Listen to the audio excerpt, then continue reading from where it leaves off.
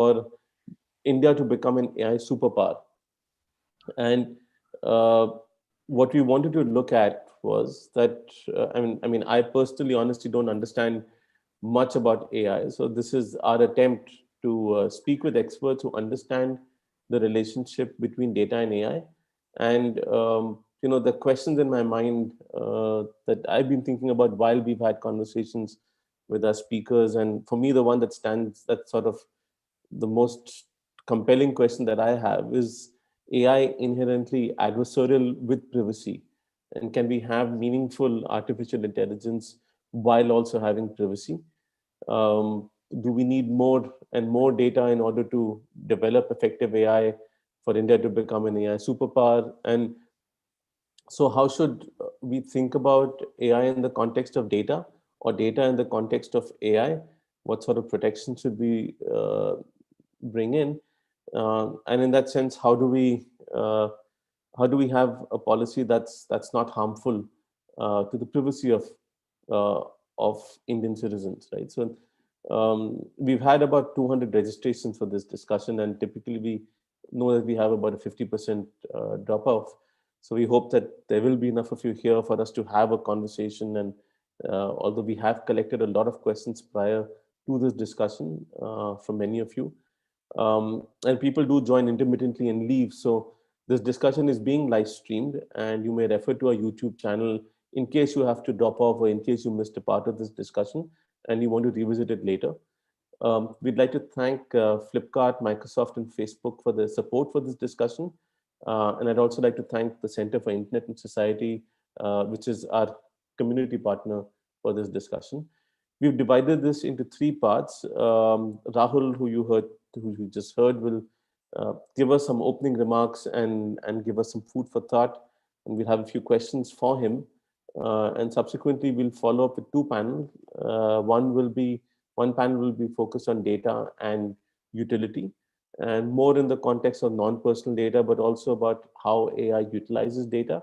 And the second is going to be on data and AI in the context of privacy. So, what do we do about harms? What do we do to protect privacy as a right? We expect that this discussion is going to go on till 5:30. And as always, we want a participative and open discussion. Arun, can we go live? Yeah, we have. Okay. So just so you know, there is a Q&A module in Zoom. So if you have any questions, please ask. And when you're not speaking, I'd like to request all speakers to put themselves on mute so that we can turn to them when they want to interject. Over to you, Rahul. By introduction, I know Rahul's already introduced himself, but he's the Chief Innovation Officer at the Vadhwani Institute for Artificial Intelligence, which looks at how AI solutions can be used for social good. Rahul, tell us, what do you think about AI and data? Yeah, no, we can talk at length, but I'll try and keep my remarks short. Fundamentally, this discussion is about how privacy is affected in the context of AI. Right? I'd say it's a very important and interesting topic, because this is one of those situations where technology truly intersects with society. So privacy is such a deeply held human need, right? In many ways, the need for privacy is deeply tied to the ability to exercise one's liberty, right? And that's the fundamental reason why one desires privacy, right? It's freedom. And on the other hand, with large data-driven systems, one can ask, well, free, the the flip side of freedom is, where does concentration of power lie? And as data accumulation, we have more centralized data repositories and large centralized AI models that work off centralized or decentralized data. How does that affect concentration of power, and thereby tip this balance that impinges on individual liberty? And there's a that we can talk subsequently at length about some of these things, but I'd say there are kind of two or three big ways in which data affects privacy. One is just the fact that big data exists and the data is logged, right, at scale. That leads to concentration of power. uh, a second way in which this and that data can leak, and that can lead to all sorts of problems, right?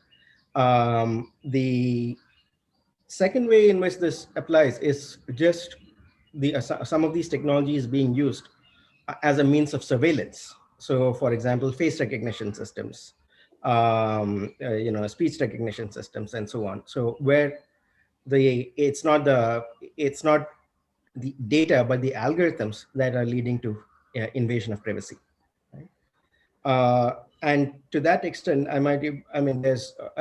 some of the common examples are the ones I mentioned, but there are also other examples that have gotten infamous. For example, there was the case of the teenage pregnancy, where the target identified the pregnancy just from buying patterns and actually sent promotional material appropriate for a pregnant lady when the girl's parents themselves did not know, right? So just from large data, being able to find correlations can lead to surprising findings, and can can lead to deliberate or inadvertent violations of privacy. So underneath this, the big question we are faced with, uh, that everyone asks is, if I were to paraphrase Mr. Spock, it's do the needs of the many outweigh the needs of the few or the one, right?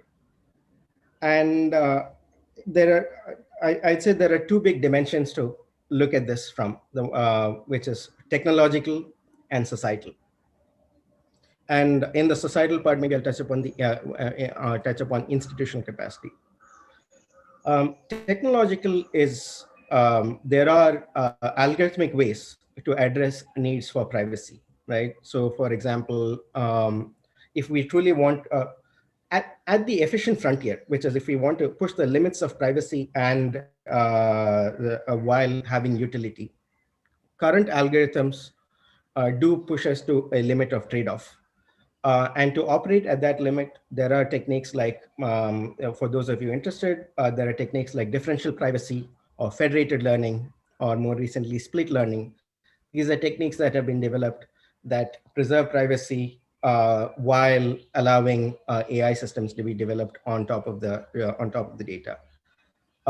And some of them, like differential privacy, in fact, give guarantees of performance on what the trade-off is between reduction in performance versus the degree to which privacy is preserved. And there are ways in which these are quantified. Federated learning, at the heart of it, differential privacy looks at, uh, in in answering a question that's asked of the data, how do I ensure that by asking specific questions, I cannot tell if person A is part of the data or not? That's a simple definition of it. So membership in the data cannot be identified just by asking a small number of queries. Hmm. And that's done by, typically by, you can think of it as adding noise to the data, right? And if the noise is added intelligently and in small amounts, then the end result is not affected. Okay? While end result is not affected, while I'll give you an example. If you had a large database of, if you had a database of people in a large company whose salary data exists, and you wanted to find out the average compensation in that company, right? Uh, one way to do that is, you can just give the sum total, right? And that in itself does not allow you to identify the individual. If you want to give something that is representative of the distribution of salaries, you basically add some noise in the data and reveal that. And as long as the average of the noise turns out to be zero, you add it all up and compute the average. The average will remain the same, but the individual salaries won't be the same because the noise has been added to it. Right? Federated learning is another technique where you basically have compute happening on edge devices, and therefore your data remains with you, and models are trained partially locally, and then a version of that is passed on to the cloud. So raw data does not go into the cloud. The holy grail for much of this is what is called homomorphic encryption. And that is not at a practical stage yet. It was shown to be possible back in 2008 in Craig Gentry's PhD thesis, where basically you can do compute on encrypted data, right? But it adds an overhead of something close to 1,000,000 times or something like that. So we're not at any stage of being able to deploy homomorphic encryption practically.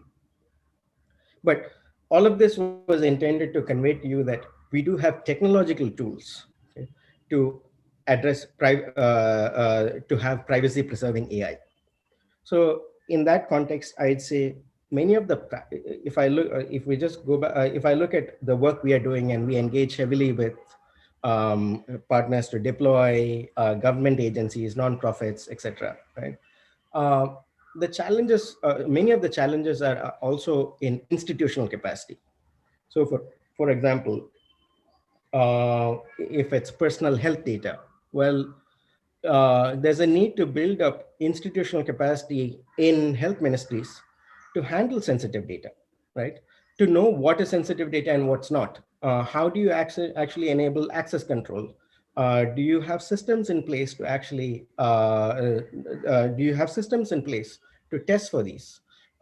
As new applications are developed on top of these systems, do you have expertise and systems in place to check if those applications can lead to privacy violations, right?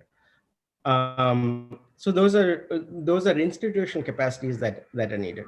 And then associated is also redressal mechanisms. For example, if there are suspected violations of this privacy, what rights does the citizen have in asking questions and actually having grievance redressal, right, to these?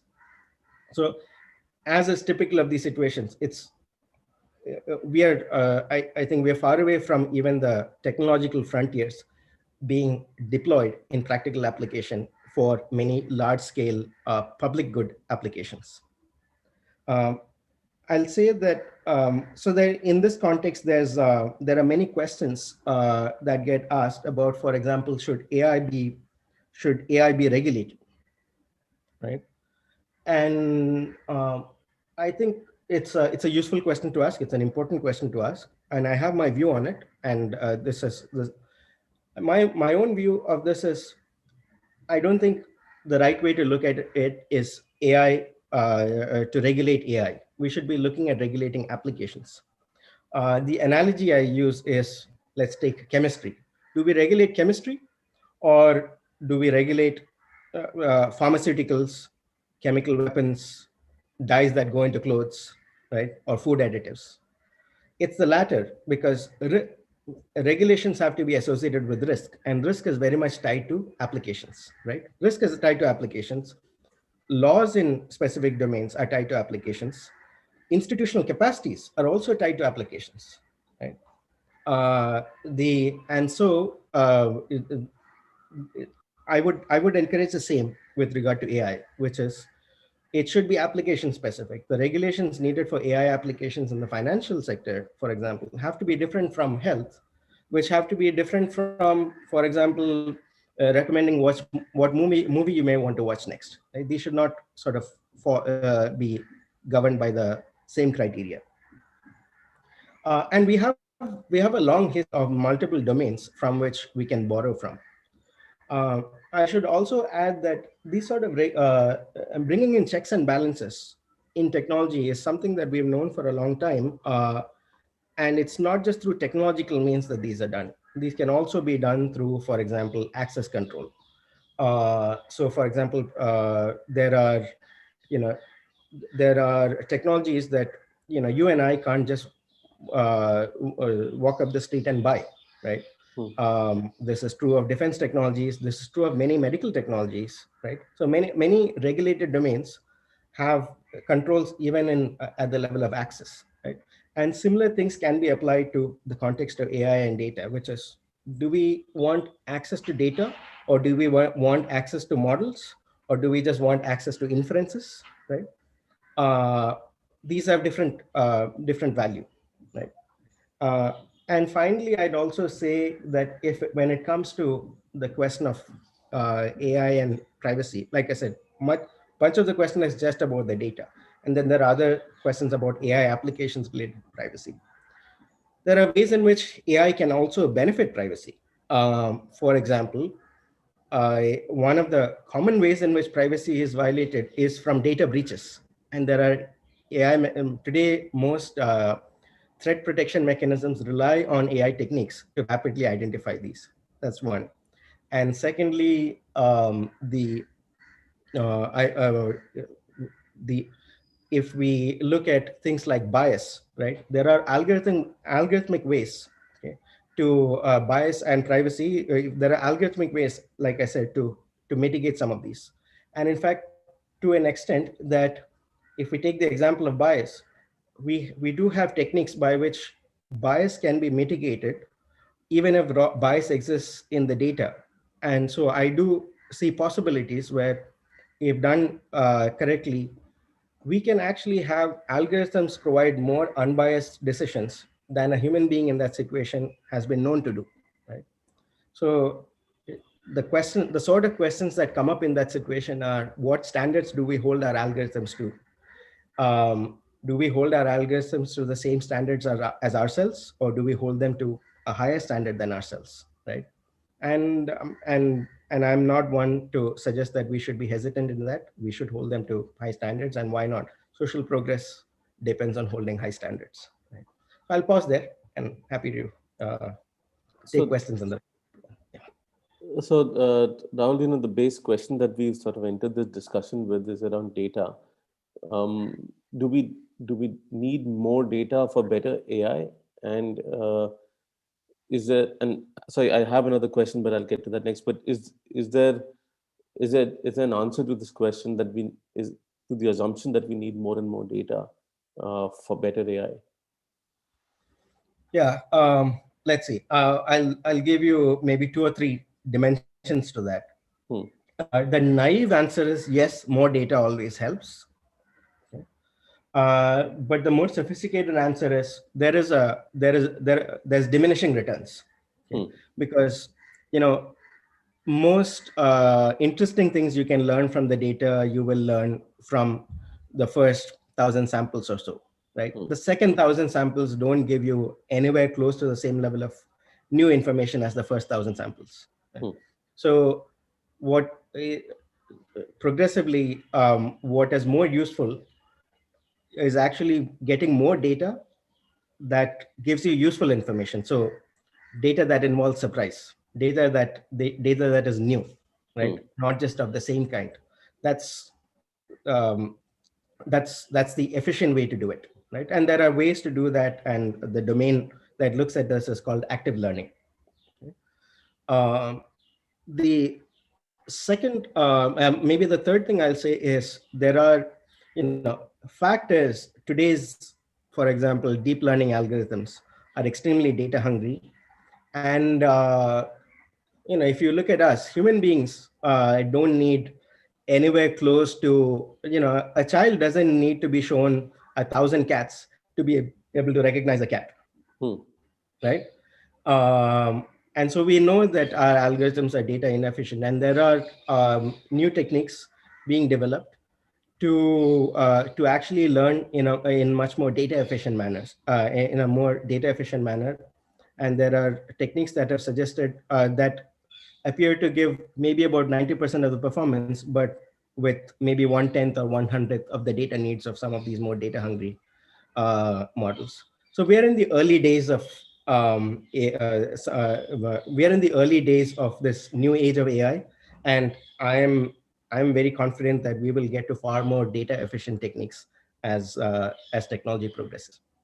So you also mentioned that the need is to regulate the applications of AI rather than AI itself. I'm just wondering about whether there needs to be more nuance to that discussion. Do we need to regulate? So there are three aspects, right? One is regulate the data. Second is regulate the algorithm, and the third is to regulate the application. That's Uh, right. what do you think of the first two? Is there is there a need to regulate data collection, or are you? I mean, this is similar to the argument that's made around consent and privacy, that you need to regulate for harms and not, and therefore consent is meaningless. So, do you think that there is a role for consent here? Do you think there's a role to regulate data collection as well, or let that be a laissez-faire sort of a system? Yeah. Again, this is a topic of debate, but I'm a big fan of informed consent. Okay. Hmm. Uh, and in informed consent, the tricky part is informed, okay? Because uh, a few ways. One can inform about what data is being collected, but what are the consequences of that data being collected is a little harder because uh, first order consequences can be thought of, but there are consequences that we don't even know of today, right? And that's the hard part. But simply put, I'd say yes, data collection, as well as to the extent that do I want so one data being collected, as well as other things like that you find in GDPR. For example, do I have to a right to be forgotten, Hmm. right? Can I request that my data be deleted, and so on? So there's important things to look at. There are important things to look at data. Algorithms themselves are important to look at, but I think all of this can also be looked at from the lens of final application, because what's the point in, for example, providing a very precise application Hmm. to in very precise algorithm in a context where, when finally applied, okay, wrong data is going to be put in, right? And therefore you can get spurious outputs, right? So application, out of which product is one part of this, and within the product lies the algorithm, right? And this is why in most regulated domains, it's things are regulated not simply as a product, but an application. So for example, I'm very familiar with medical device regulations. There, it's not just the hardware or the software that's regulated, but what's regulated is the literature that goes with it. What sort of training is expected? What post-market surveillance is expected? Processes around product deployment. Um, there are even regulations around the font size required for warning signs on devices, Hmm. right? And this, all of this comes from the perspective of risk mitigation, right? And that's why I say you sort of, and part of that risk will come from algorithms, some of that risk will come from data, but there will be also risks that come from outside of these. Okay. So, are you saying, sorry, are you saying that we shouldn't regulate the data collection part of it? No, I am saying that all of these should be regulated, and there's in fact a chain here. Hmm. Is if we look at regulating the application, Hmm. naturally, right, as part of that, there is some naturally, as part of that, algorithms will also bear a certain burden, Hmm. okay? And data will also bear a certain burden. There may be additional burdens borne by data outside of the application in protecting in protecting individual rights, right? Like right to privacy, etc. That may not lead to violation, adverse consequences of the application. And this is where it gets interesting, right? Because in regulating applications typically look at preventing harm to the operator or the beneficiary, right? Hmm.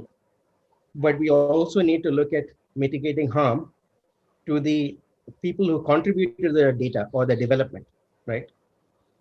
And a lot of regulatory systems don't actively look at that right now, and that's where regulating, having some regulations around data becomes important. And there are many domains where this is applied. So, I mean, again, I go back to healthcare, where the notion of informed consent is well known, right?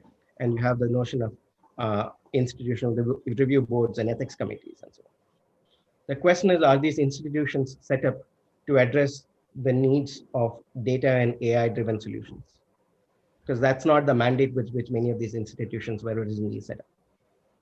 Rahul, as you said, regulate the application, not the technology in itself, and obviously they will have the you'll have the after effect of the algorithm or the data collection in that application being put under scrutiny or compliance measures. So do you think we need a differentiated privacy and data protection regime?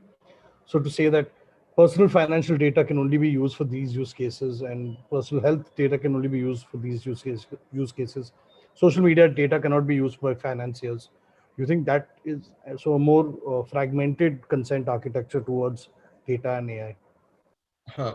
Um, well, it's not something I have.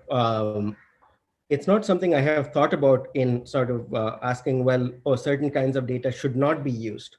I've my general preference is start like I said, start with the application. So I mean, maybe if we pick an application that will be useful, right? If it's, for example, someone applying for a loan and their credit, someone wants to evaluate their credit history, the question is, should the loan officer be allowed or staff be allowed to go look at someone's social media posts and incorporate that into the decision making, right? uh, I don't know. I think it's a complex one, because at some level, social media information is public, right? If it's assuming it's public social media data you're talking about, and if it's in the public domain, how do you say you should not look at something that's already in the public domain in making these choices, right? I think we get into legal territory, which actually is not my area of expertise. We have a question from one of the attendees. What is the effectiveness of self-regulatory principles in the governance of AI today? If we're not looking at a broader regulatory regime, but industry doing it themselves? um, so again, I go back to I go back to some where can we draw on in this situation, right? Self-regulation. There are many domains where relatively low risk applications, and low risk as identified by certain criteria, right? Uh, People are allowed to self-regulate, right? But so let's say this is true of, for example, financial disclosure needs. This is true of, again, if I go back to healthcare, this is true of low risk healthcare technologies, and there are certain defined criteria for what is considered low risk. Even in those situations, uh, the onus of what does self-regulation mean is also defined. It means that, for example, you keep track of certain things, you have reports generated of certain things, you file these reports at some periodic intervals, you are subject, you maintain certain compliances, you're subject to certain audits, right? It's just that those burdens are significantly lower, where, and in some of those cases, the data is compiled by you as opposed to a third party coming in and compiling the data, right? I think even in, so self-regulation, I want to be clear that self-regulation is not the same as no regulation, right? Self-regulation is within norms, well-defined norms, right? And I think, yes, there is a large space within AI applications and digital applications for self-regulation, but it has to be within defined norms, because otherwise you're looking at the possibility of the Wild West. So another question we have is, how important is diversity in the data that is being collected or analyzed by an AI model, right? Like you said, newer data is more fresher and would throw up more interesting insights. But how important is diversity in terms of populating the database that's being analyzed? Yeah.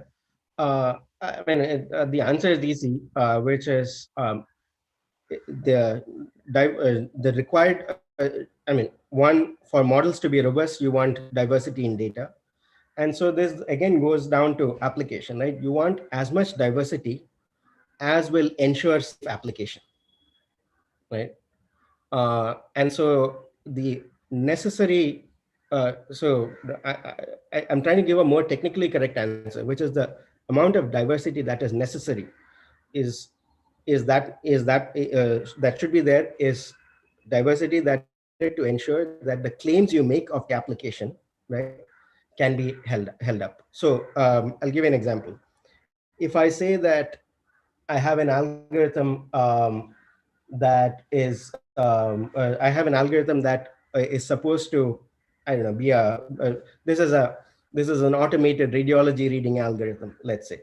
And this is supposed to work on Indian populations without comorbidities across across a certain age range, right? Then I have to make sure that the data enough in data, and by the way, I think more importantly, the test set has enough diversity, right, to be able to test for performance across your intended target population. Now, if someone comes up and says, well, you haven't tested this on American populations, or you haven't tested this on pediatric populations, that's fine. I've never claimed that this algorithm works on that, and this algorithm is not supposed to be used on those populations, right? So that way you don't have this open-ended burdens being placed even on developers. But, right? But fundamentally, I'd say it is also on the developers to anticipate unexpected consequences, right? Technology always has unanticipated consequences. So there is some burden on technologists, on the developers to actually anticipate some of that. And I'd say gone are those days when we could just say, I'm just a technologist, I develop technology, and how it gets used is not in my control. I think we're past those days. Technologists bear responsibility for the consequences of their creations. Rahul, I'm going to run through a couple of quick questions because we're bang out of time for the session. Benito asks that the potential harms from AI cannot always be predicted beforehand. How do we ex ante predict the riskiness of AI and of an AI application when there's considerable uncertainty on the outcome of the application? Right. Yeah. I mean, this is an excellent question. And I would say this is nothing special to AI. This is the history of technology. When the industrial revolution started, we did not know the possibility of global warming, right? When we had leaded petrol, we did not know that we were going to actually be spreading, be causing serious health harm. And so the way, I mean, if we look at the best systems we have in place to do this is what's called post-market surveillance. I think we fundamentally have to we have to accept from history that we cannot possibly predict all the adverse consequences of technology, right? And that's because it's not just technology that actually causes adverse consequences. It's the context in which it is applied. It's by the people who apply it. It's the people who actually it get applied on, etc. Where harm ends up getting caused. So, in lots of regulated domains, there's this notion of the post-market surveillance, which is the developer bears responsibility, and there's a notion of who a developer is. There's a legal developer, right? Whoever is the person who's deploying, they bear responsibility for keeping an eye on how technologies get used. This is true, for example, of pharmaceuticals. This is true of vaccines, right? This is true, again, of lots of healthcare technologies. This is true of the chemical industry, right? You keep an eye on you have a burden of surveillance. And so post-deployment monitoring is absolutely vital, and same applies to AI. You have a burden of post-deployment monitoring, and that's what helps you identify adverse consequences, and then you actually take corrective action. There is also a requirement to take corrective action, corrective and preventive action, CAPAs, that's what they call. This is a really good question. I'm going to just steal a couple of more minutes. So Damini Sharma says that in reference to your argument in favor of app regulation versus algorithm regulation, ethical regulation on the creation of the algorithm itself would reduce several risks and in fact prevent apps from misusing the same. Any particular reason on the minimization of regulation on algorithms? Sorry, I wasn't trying to minimize the importance of regulation of algorithms. My point is that algorithms should be regulated in the context of applications, right?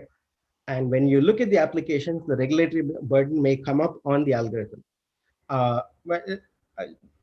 Let's take a specific example, right?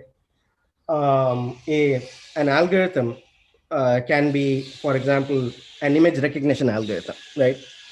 You use a ResNet backbone, it's a deep convolutional neural net, and you use that to classify images. Now, those algorithms can be used to classify those algorithms can be used to classify, like I said, medical images. Those algorithms can be used to classify the sort of things being done in China, apparently, of racial segregation. Those algorithms can be used to identify traffic violations through vision systems. Do you want to regulate this across all the, so should CNNs fundamentally be, convolutional neural nets be fundamentally be regulated? Or do you actually regulate at the level of, okay, if a CNN that is being used for healthcare should have certain characteristics. Something that is used for racial classification should probably never be built, right?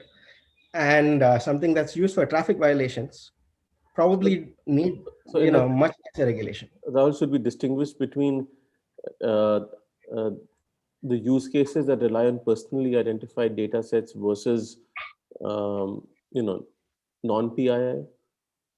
That is certainly one dimension along which it is useful to distinguish. Hmm. Um, there is so you PII. So applications that involve use of PII uh, end up in potential privacy violations, right? And that's just one kind of harm. And it's privacy violation applications that at the time of inference. For example, if it's facial recognition, right? I'm using an image of I'm using your photograph. That's PII, right? And so it can lead to privacy violation for whoever photograph is being analyzed. But privacy violation is just one kind of violation. That's all I'm pointing out. That when you think of regulations, right, there's multiple lenses to apply. There's also, even without privacy violation, you can cause harm by, for example, errors, by inadequate performance on certain categories of subjects, and so on. But one important aspect to look at is privacy, and there the PII lens is important. So I'm going to close this session by reading a comment from Murari Sridharan, our old friend, who we had this very same conversation with in MediaNama's first discussion on privacy back about 3 years ago. Murari is the CTO of Bank Bazaar, but he also was a part of the engineering team that built Microsoft's Cortana. And Murari writes in the chat that I tend to think of AI regulation as similar to how we look at a security pyramid. There are multiple lines of defenses, so it needs to start with regulating data in basic ways at the bottom of the pyramid. And as it gets aggregated, transformed, and used in the regulation gets more sophisticated. That leads nicely to Rahul's point on regulating use cases. But it's definitely hierarchical with different regulation applied at different stages. So I guess there's a lot more complexity to go into, and it's not an either or situation, but it's a pyramid. Thanks for your comment, Murari, and thanks, Rahul, for a great session. Please do, if you can, stay on for the rest of the discussion. Advait? Thank you. Thank you for having me. Thank you, Rahul. Thank you. So our second panel will be on data and its utility in the context of artificial intelligence. We have some speakers from civil society and from lending institutions. They will talk to us about how they collect data, the use of artificial intelligence to generate insights about borrowers and users, and the utility of data and AI in credit decision making. So we have four speakers with us. First is Balakrishnan Narayan, who is the head of analytics for Early Salary. We have Vidushi Marda, who's the digital program officer for Article 19.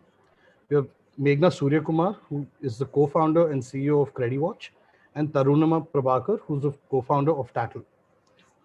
So just a reminder, this discussion is being live streamed on YouTube, Twitter, and Facebook. In case you would like to share the links with anyone who might be interested in watching the discussion, the links are available in the chat window on the Zoom box.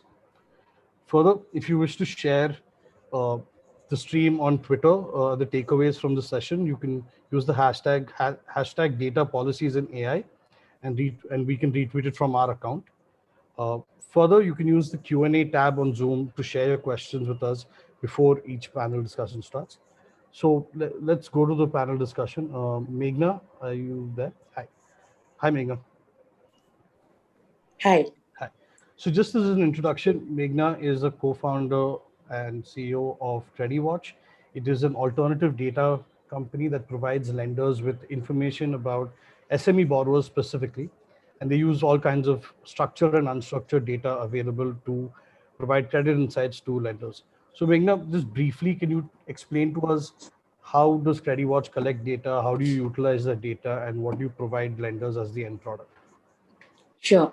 So we are an AI-based, utility platform, and we curate millions of data points across the digital world, which is public data. Right? We look at different sources of structured and unstructured data about a business. So whether it could be from the news about a business, whether it could be from courts, whether it could be from different regulators about the corporate identity and sometimes even financial information, whether it could be GST information, whether it could be, your footprint in the employee provident fund filings, which is public data again as a business.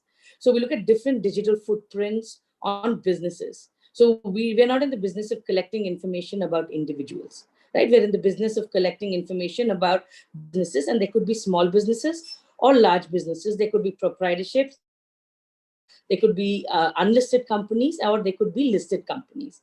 And we use different kinds of technologies. It could be AI, machine learning, deep learning, to be able to curate a lot of insights from these different disparate sources of data to give meaningful information for businesses to make decisions. So our customers could be banks, they could be financial institutions, they could be fintechs, but they could be businesses themselves. Like a small business themselves might want to know about their own customers, right? If I have to go and get a new customer, I might want to know whether he's going to pay my bills.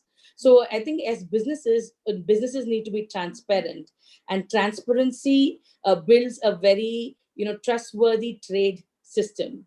And CreditWatch is an enabler, helping businesses to be transparent and to help businesses find relevant information to make the right decisions about their counterparty or their customer, competitor, their vendor or borrower. So that's what CreditWatch essentially does.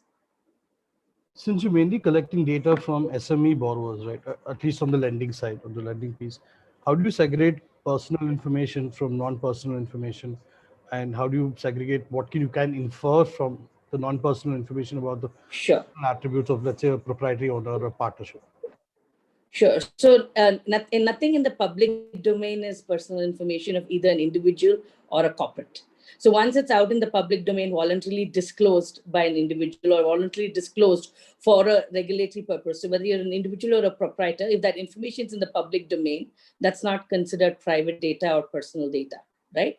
And in terms of let's say that if, for example, if you have to help our customers and we may need to take data that's not in the public domain, right? Then there's a consent mechanism that's well established as an industry practice.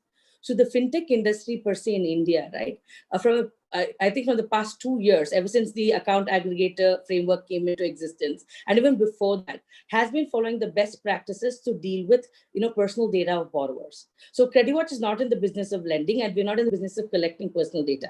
But what we essentially do is when we collect public data, and we have technology and algorithms that enables our customers, like a bank, to collect non-public data. Like let's say that if you have to lend, you have to look through somebody's financial record, otherwise you can't give a loan, because that's the fundamental underlying basic information required to give a loan. So we have technology, workflows, algorithms to assist our customers who are lenders to be able to take this kind of data in the context of a loan application.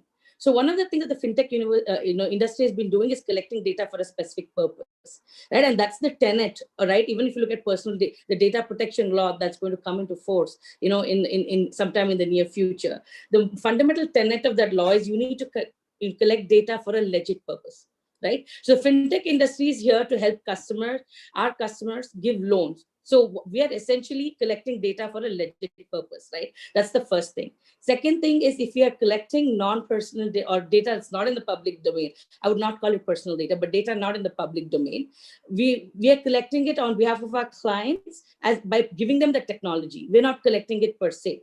So CreditWatch gives technology, algorithm, and processes which is installed within the client's IT infrastructure for them to collect this, because the RBI allows them to collect this, and the regulation is already there. You don't need any new regulation because they're using AI today or AR and VR tomorrow, because the underlying thing is you can regulate use cases. You should not be regulating technology. So the regulation's already there with the RBI of how banks are supposed to handle this information. This regulations, it predates the use of AI. And we help our customers who are banks or financial institutions to be able to securely collect this within their own IT infrastructure, and also give them the right technologies to purge this data. Because Credit Watch does not retain personal data or even, let's say, non-public data, or even of businesses. It's purged and handed over to our customers, which becomes a part of their credit file. And bank has a legitimate right to maintain that credit file because they need to do, that's their borrower. They need that information for risk analysis, right? So from that perspective, the industry, well before regulations come into place, has been following best practices equivalent to the GDPR, like collecting data for a legitimate purpose, purging data, right? And not retaining data because it belongs to the borrower, even if they're not individuals. And the third thing is working with consent collectors under the account aggregator mechanism. The data fiduciary, we already have an entity regulated by RBI called account aggregator. Perfios is an account aggregator. Yardley is an account aggregator. And there are many other entities who are account aggregator who have a license to collect financial information about borrowers with their consent, like their bank statements, like their any other income tax returns or other financial information. Even if they're a corporate entity, or they could be proprietorships or partnerships where there's a mix, where in terms of the identity of the individual and the business is morphed, right?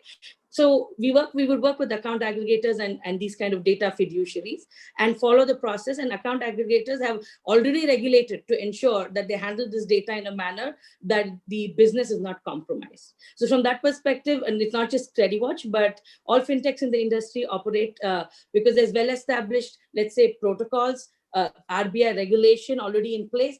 And even before the data protection law comes into force, the industry has been very proactive wherever such data would seem to be non-public or it would deem to be personal.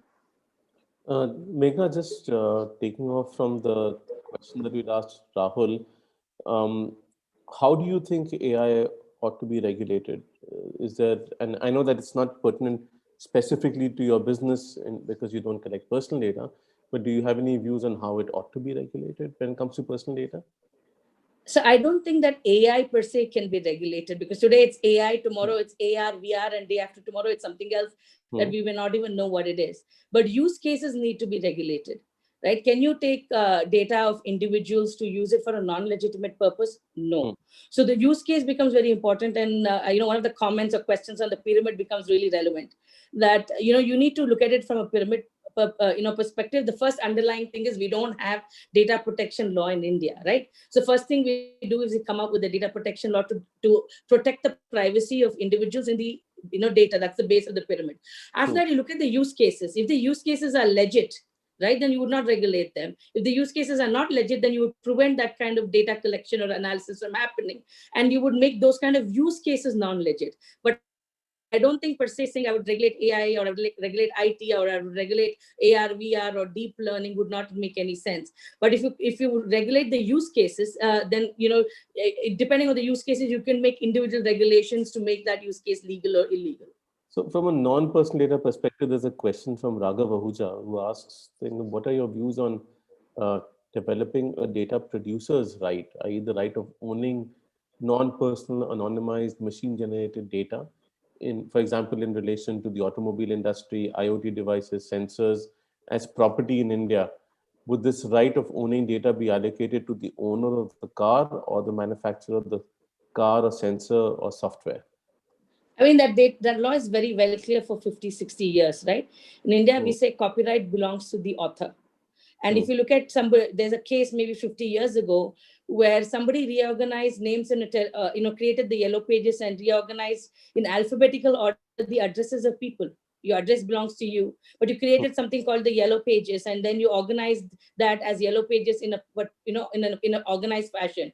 And the court said you have copyright because you put in the effort to kind of organize that information in that particular way. Right? So that's how Yellow Pages won its, I think, copyright case many, many years ago. So the same law would apply with respect to getting insights which are anonymous, which are developed using the technology R&D know-how of the particular company that creates it, right? And there's many companies. If you look at Bloomberg right now, Bloomberg takes a lot of data from the public markets, right? And it creates a lot of insights beyond just serving data for the financial markets. But the insights that they create, whether it's anonymized or non-anonymized, belongs to them.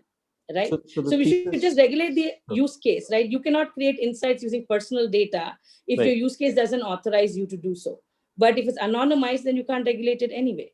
No, I was moving to non-personal data actually, because if you look at what the non-personal data framework looks to do, it says that if you have potentially generated insights that then on a community of people or on a community of data generating entities, then that data effectively belongs to that community, and by effect, that community has a right to control it. So they're talking about creating high value data sets, for example, of financial data, which is either anonymized and aggregated financial data, or it's analytics for that matter. And then any other entity can come and use that data for their own usage.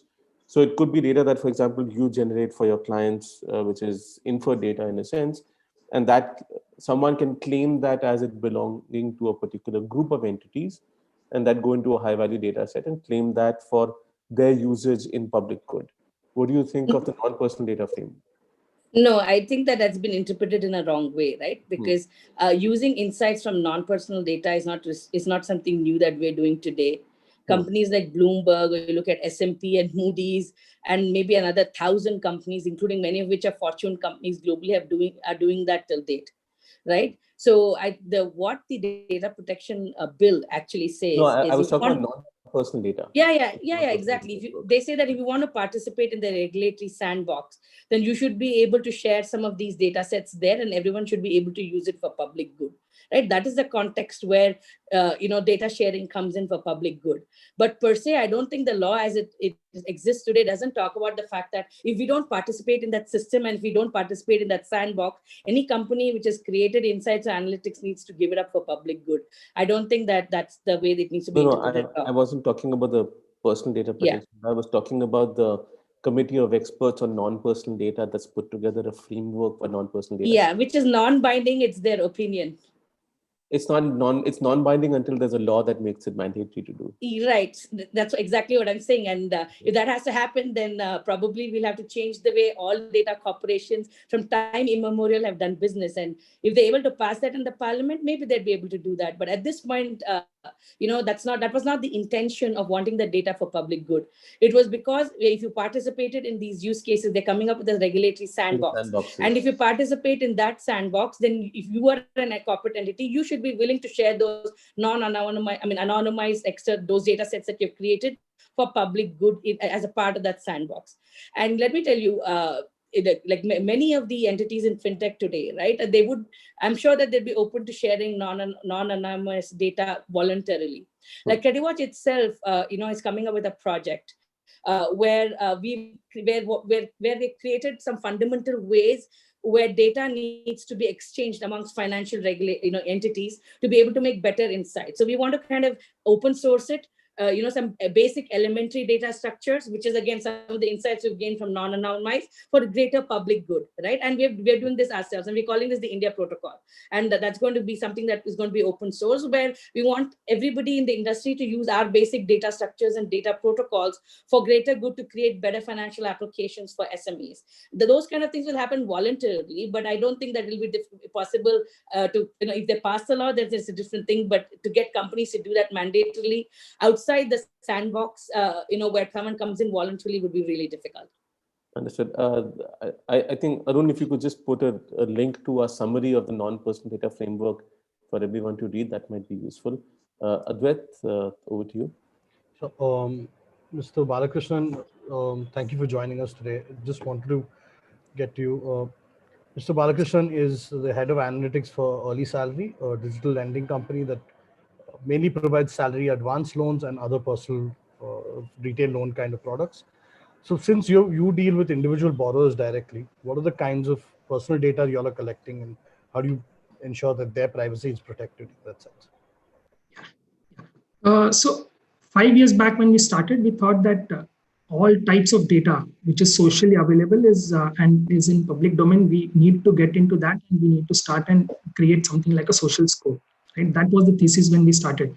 But as we went ahead and we cut 2018 when the Cambridge Analytica episode happened, right? That's when the social people started getting behind, started getting the understanding of the data privacy and privacy issues, right? That's where we felt that now social ID was the only login ID that we had at that point in time.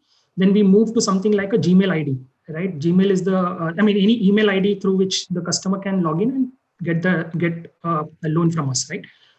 So at that point in time, what we realized is that though we collected so many data points, right, from that point onwards, where we did not have that additional data point to understand the behavior of the customer, did not really impact much on our books, right? In fact, our algorithm became more stronger because end of the day, what the lending companies are doing is just understanding the ability of the customer and the willingness of the customer to repay the loan, right? If I'm giving or lending 10,000 rupees to a borrower, whether the customer will repay me my 10,000 rupees with the interest that he has borrowed or not, right? For that, there's a thin line between personal and non-personal data here, right? So if I ask you your salary on this forum here today, maybe that's a breach of personal right. However, if you come to me as a customer and you ask, as a lender, without an income or an income statement, I might not lend money to you, right? So it depends on the context, it depends on the situation, whether the data is personal data, how can we make use of those data points. So today, if you see our AI scorecards have transformed from collecting alternate data to more of behavioral data, which we have within our own control or what Bureau provides us. So that's what we have as on. So just in terms of the kind of personal data you're collecting, do you today segregate the information from the borrower in terms of personal data versus non-personal data? Do you have to do that already today, or do you foresee that coming in under these privacy laws that would come up?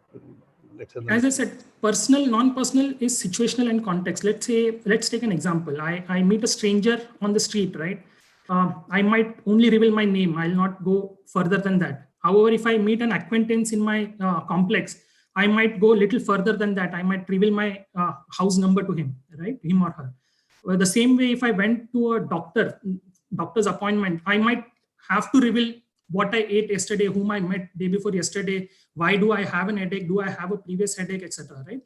Similarly, if I go to a banker, he might need much more information about my financial terms rather than anything else. So it is situational and contextual. However, the problem arises when the doctor and banker come together and they share the data. Like a doctor charges a fees of 500 rupees per customer. However, the banker comes back and shares the information with the doctor and says that, hey, you know what, this customer has more than 1 crore rupees in his bank account. Why don't you charge 5,000 rupees from this customer? That's where the problem relies. Right? It does not matter what kind of data do I collect. As an entity, the customer is entrusting us by giving his consent or providing his data. How do I maintain that trust is something which relies on the entity to take it forward. That's what I believe. So, but because multiple lenders would be doing this across the board, right? Whether it's fintech, NBFC, or even third-party credit marketplaces, how do you ensure there is some standardization in terms of who's following what? Would you see the kind of data collection under the privacy bill or the personal data bill or NPD bill, if that ever comes out, that they would have to get into these aspects on what lenders can collect, what third parties can collect, what creded marketplaces can collect and store as well? So fortunately, I was part of a Fortune 500 company while the GDPR was getting implemented in UK, right? The policies does not tell you what you need to do. It is situational. It is dependent on the companies to not take it forward, right? It only says that whatever is contextual to your business is what you can collect, right? As I said, the doctor doesn't need to understand the financial statement of the customer. Similarly, the financer doesn't need to understand how many people are living with the customer, right? I don't need to understand we used to collect contact book or call logs from the customers in the earlier era, 5 years back, right?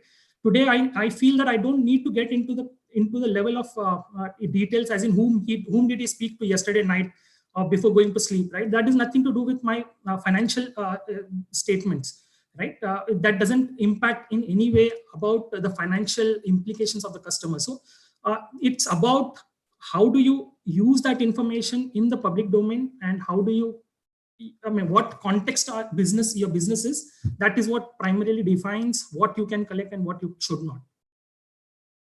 You just briefly explain to us how you've built your AI model over time, because my understanding is that early salary, a lot of the credit decisioning is automated at this point, for at least the shorter end of the loans. So how have you populated the database? How do you see that developing over time? Because I think in our pre-chat we were talking, and you said that all data that needs to be stored from a regulatory standpoint is part of the model anyway. So the model keeps getting richer and richer. Right. So as I said, we started with the context that more data is good for our model, right? Slowly we moved away from there.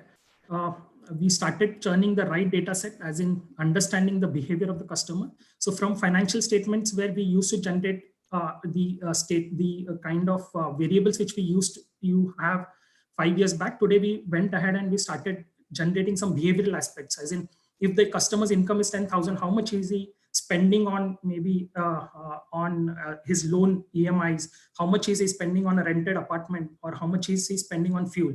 So that gives us some indicator or the spending behavior of the customer, right?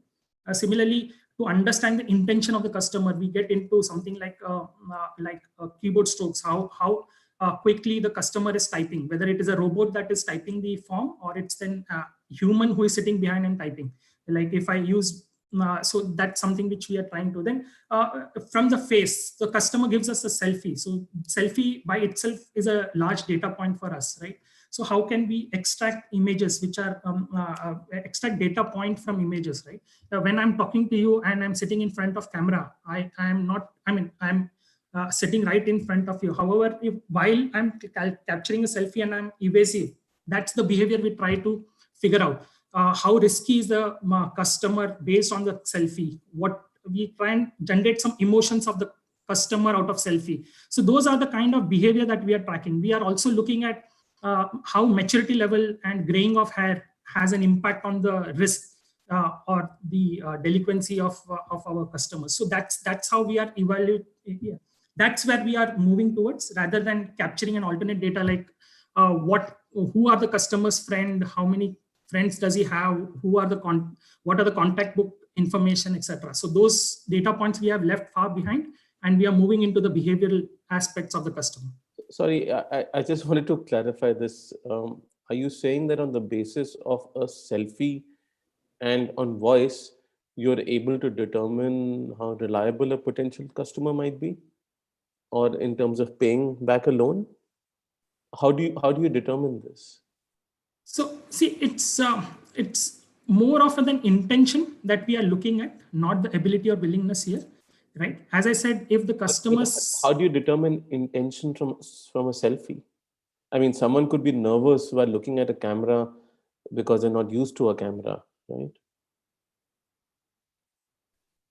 Yeah, absolutely. I think that's a fair point. But then see, that's something which we have started evaluating, and that's where we are looking forward to. And see, end of the day, sorry. No, I'm just wondering, like, what is your success rate in terms of determining the accuracy of such information?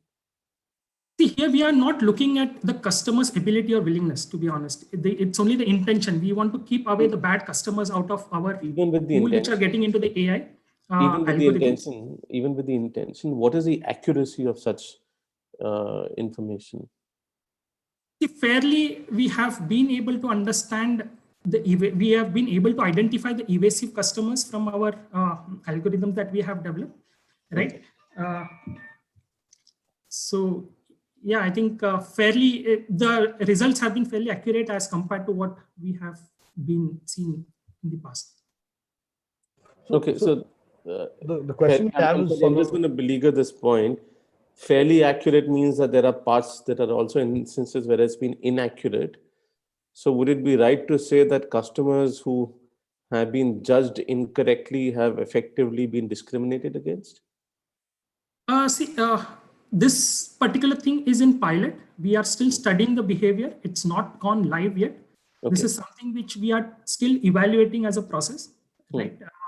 The data points which go into a model is something that we already have deployed. these are some of the aspects where we are trying to study and get it back into the deployment or real life. That's what we are trying to evaluate as we speak. Okay, thanks, Bala. Advait, sorry, you had a question. So my very primitive understanding of any AI model is that you would need to figure out some sort of bell curve, right? What would be a standard in terms of emotional reactions to, let's say, a collection agent calling? So is that some information you already have, and that's the basis on which you're studying your how the AI model will develop over time for early salary? Sorry. So is that, do you have already a collection of various images and facial images or selfies of your borrowers, and that you're basing the analysis on that? Absolutely. I think, see, we have, as a lender, I mean, whether it's a physical form or an fintech lender through an app, if you are applying, image or KYC is a primitive document or process that is part of the entire process, right? So we do have images of the existing customers who have borrowed from us. We do learn patterns from that data point which we already have, and then we consume it at our level. So it's something which we use internally. Sure. Thank you so much, sir. We'll come back to you with more questions. A lot of people have been writing in about the selfie aspect. So I'll just move on to Tarunima. Hi. Tarunima Prabhakar is a co-founder of Tattle. They do research on emerging technologies and AI. Tarunima, you studied credit modeling using AI technology. Could you just share some of your insights, your findings, and sort of what are your thoughts on what's yes, Advait, I'm going to Bala just sir and Meghna have said? yes. Also, I'm going to just give a little bit of background on my professional affiliation. So Tattle is a project that I do as a practitioner, and that's on misinformation. But I'm also a researcher at Carnegie Indian. Previously was at CLTC at UC Berkeley, where I did this research on credit and AI. So that people don't go to Tattle and start thinking, why isn't there any information on credit here? Okay, so I in some ways have it easy that I'm going after Meghna and Mr. Balakrishnan, and I think I think Meghna, you expressed like a certain degree of certainty about the regulation that exists, be it through the RBI, be it through PDP. And I actually don't have that certainty based on my research. And I think Mr. Balakrishnan's account actually describes why that certainty doesn't exist, right? Because on one hand, I think, Meghna, your account was about how we have boundaries for data collection, and there are reasonable purpose limitations for why we collect data, even in the fintech realm. Clearly, as we're hearing from Mr. Balakrishnan, that doesn't quite exist. I also want to clarify that in the PDP, credit scoring and debt recovery is exemption for consensual data collection, right? So chapter 3, right next to law enforcement and whistleblowing, credit scoring, debt recovery, and search engines. Those are like those 3 like use cases where you can collect data without an individual's consent, and you can collect personal data. So I actually don't expect the data collection practices to change. What can possibly change is how entities react when data breaches happen, because there are other clauses to say that you have to inform customers. So I expect PDP to have, in fact, like in terms of how they deal with breaches, but not really affect their own data collection practices.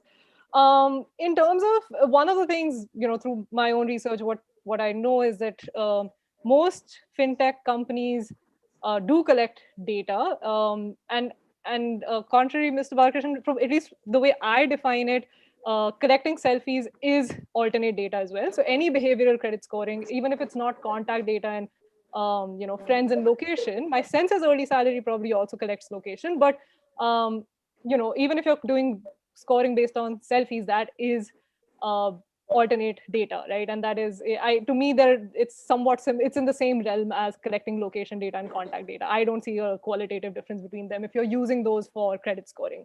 And so one of the things I consistently wondered as I was looking at the data points that these companies were collecting was that was it just that this data was being collected because because there were no sort of guardrails and it was just easy to collect all this data and run experiments? Or was there actually any proven sort of logic or any good reason to collect some of this data, right? And I understand the need to run, you have to first have some data to run an experiment and figure out whether that data actually helps you, get more accuracy with your models. But I feel like that is the sort of thing that should happen under a regulatory sandbox, right? So um, currently, the way the RBI guidelines are, especially for NBFCs, there are no restrictions in scoring and doing behavioral credit, risk assessment. At least I think with banks, there's a little more of a sort of guideline because you have a right of explanation, which I don't know if that has ever been enforced in India. If any consumer has gone to a bank and said that, why have you rejected my loan? Please give an explanation. Because if you have that law, if you have that clause, then the kind of questions that Nikhil was asking, you don't have good answers to, right? Because how do you explain why loans are being rejected based on someone's face? But though that clause doesn't exist for NBFCs, which is why a lot of the fintech lenders at least get away with, or at least, legally are allowed to do what they're doing. So I think this is something Rahul had mentioned earlier as well. This is a much bigger philosophical discussion on whether behavioral credit scoring should be allowed. In the US, it is not allowed. In India, it is allowed.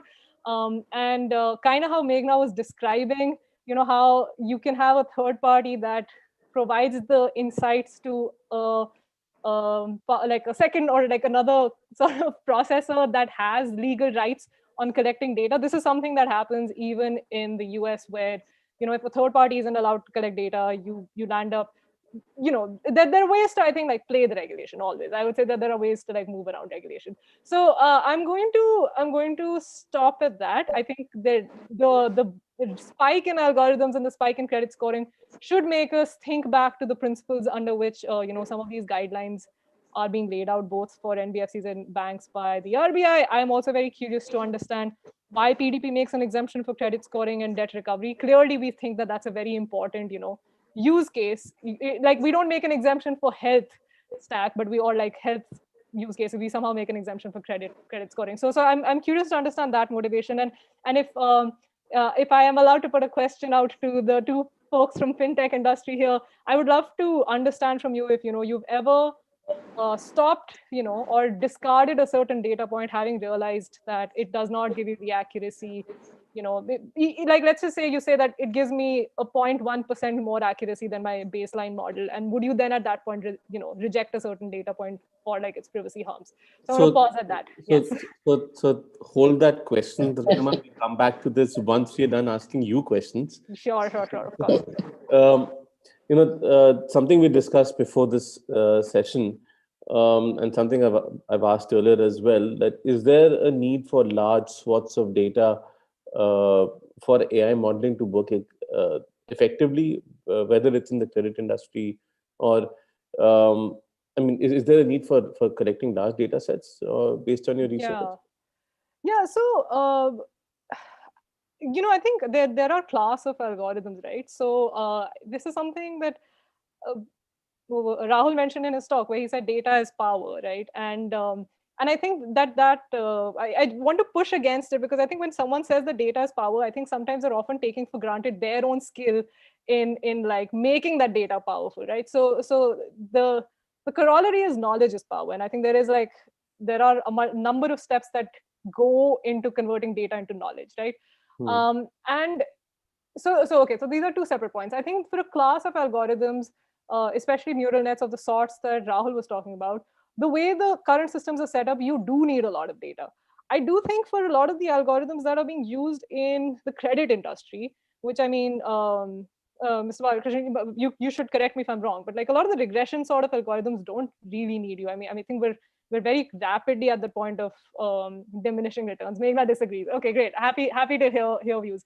I would say that to me, it is, yeah. So I do think that there is a trade-off between accuracy and data collection. And I think definitely for a certain kind of, at some point you decide that I do not want more data for like a, 0.3% accuracy gain. I have heard this from fintech lenders, especially from like the smaller lenders, that often that 0.3% is the make or break difference, because they are, unlike big banks, can't afford the 0.3% error, because the default rate means that they lose money.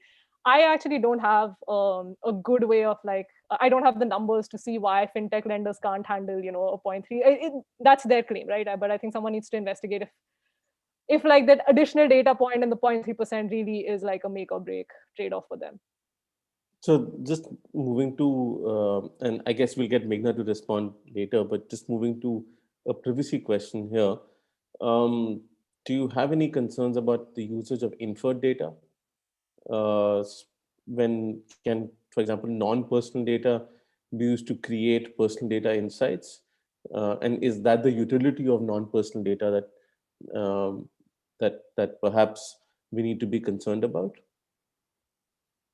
So you speak. This is specifically in the context of credit lending. Oh, Yeah. sorry, in Yes. context Yes. of credit, right? So, I think when you look at some of the use cases that Meghna mentioned, where you're looking at balance sheets of companies, right? And this is something that Kathy O'Neill also sort of talks about in her book. Even though that book, Weapons of Math Destruction, is really critical of algorithms, one of the things she's also saying is that you can use these algorithms to like target them towards individuals and try and understand whether you allocate them welfare or loans, or you can target them towards like big corporations and try and understand where they are sort of where their balance sheets don't square up, if they are hiding money. So I would say that like non-personal data can let you do a lot of the latter, right? Like it can let you do, and a lot of that work does not require a mixing of personal and non-personal. I think in terms of coming down to the individual, I yeah, I don't know if like how much value non-personal data even adds to like the credit scoring logic. Like to an extent, people might look at their location and they look at, for example, I'm in a specific neighborhood, and therefore that means that I'm more or less affluent, or like says, but at the end of it, I think that is still at the end of it trying to make an inference about me. Now, am I opposed to someone using again, like this is in the American context, because location becomes um, sort of concomitant with your racial status. Like there's a high correlation with that because neighborhoods are segregated by race.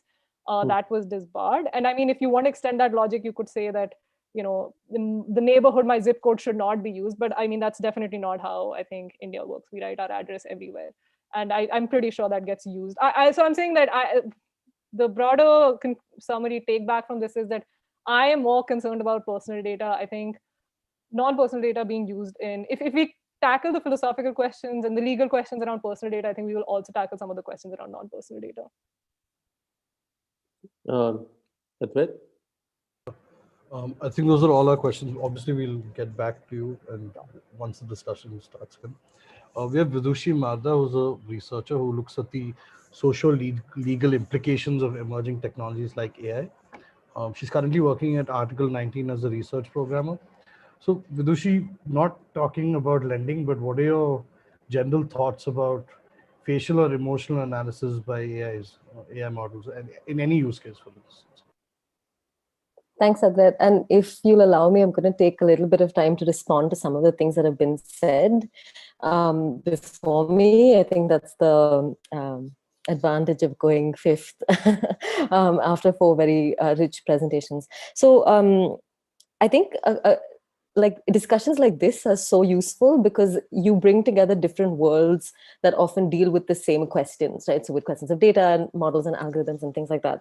And I think what I have been thinking about from the start of this session is that certain assumptions about what we think of as data and different types of data, I think are very different between industry and people such as myself who do research, and we kind of dig into the academic definitions and we look at lab results and things like that. Because for instance, the Supreme Court in 2018 said that we have a right of privacy even in public spaces. And similarly, I don't think that personal data ceases to be personal data just because it's in the public domain. There's a reason that our personal data protection bill has a finite list of data points that are personal data. So, that was just responding to something I think Meghna said, just in terms of how we frame issues and how we frame what we can or can't do. And then I've written a couple of them out. I think overarchingly, this distinction between personal and non-personal, to me, doesn't actually make sense from a regulatory point of view, and neither does it from, a practical point of view. Because in India, and also in the EU, for instance, non-personal data is defined by exclusion, right? So everything that's not personal data ends up being non-personal data. But the lines, as speakers have said before me, the lines between personal and non-personal are extremely thin. But I think what's more important is that, this assumption that anonymization suddenly is this magic wand that lets us do things is actually not true at all. There's enough and more research to show that people used, I think in the US recently, they used credit card information to de-anonymize a data set. They use movie preferences to de-anonymize a data set. So I think also recognizing that data about people is almost always personal data, no matter what form you see it in at any given stage. And it can become personal data, I think, is really important to keep in mind as we have these conversations.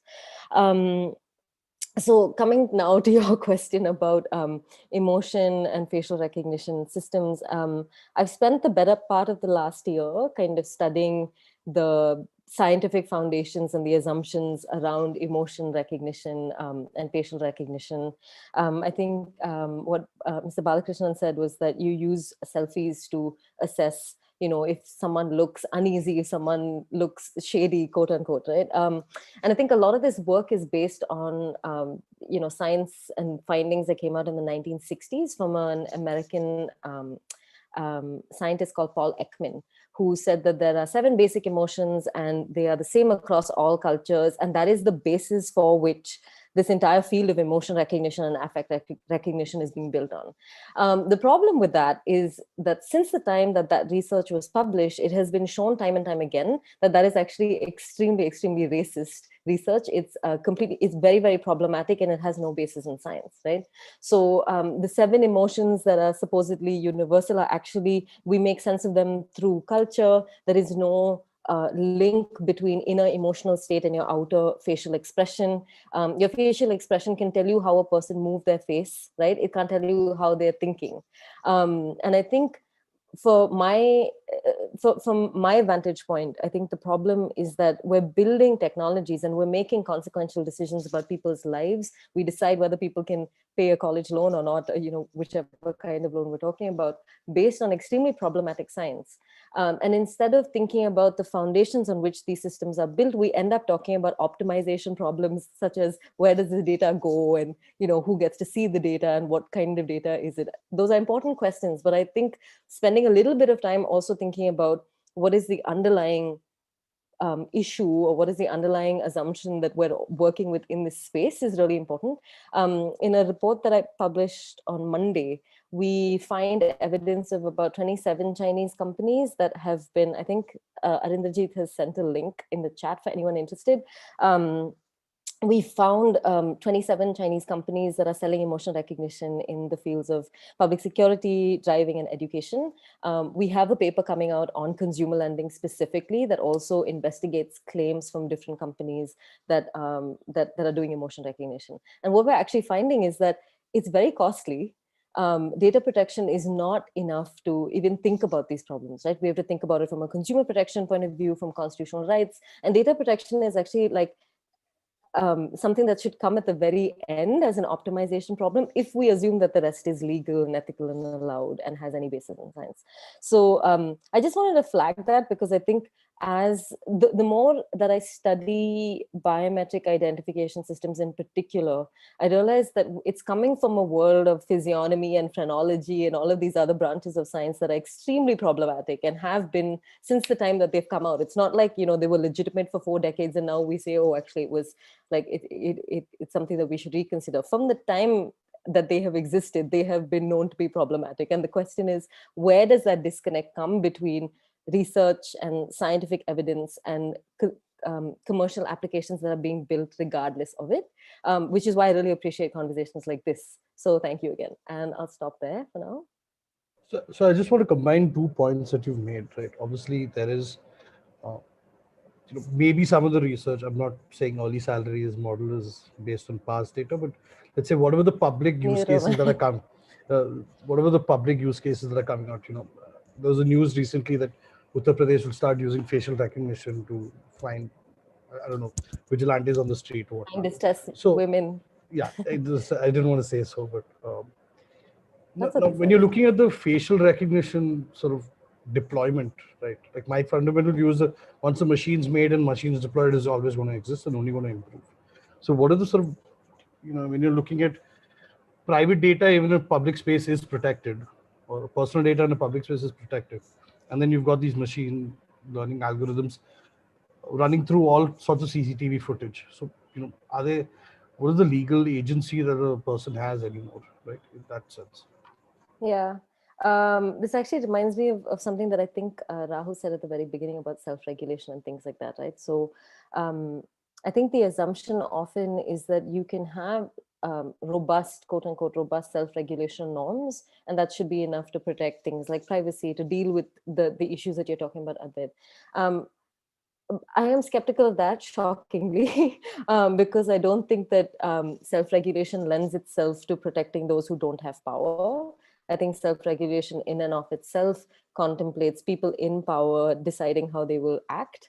To put it in a very crude way, I recognize that that's a bit more blunt than what self-regulation is. But if anything, the facial recognition experience in the US has taught us that, right? So for years, IBM, Microsoft, Amazon was saying, we're going to self-regulate. We have this ethics code. Please look at this. We will do no evil. And then they had a political upheaval. And within 2 weeks, they were like, please regulate us. This is too dangerous, right? So I don't think that we need to wait for catastrophic events to happen for us to really recognize the fact that self-regulation in and of itself as the universe of regulation that companies have to reckon with will never work. The same way that you can't have the separation of powers is a doctrine for a reason.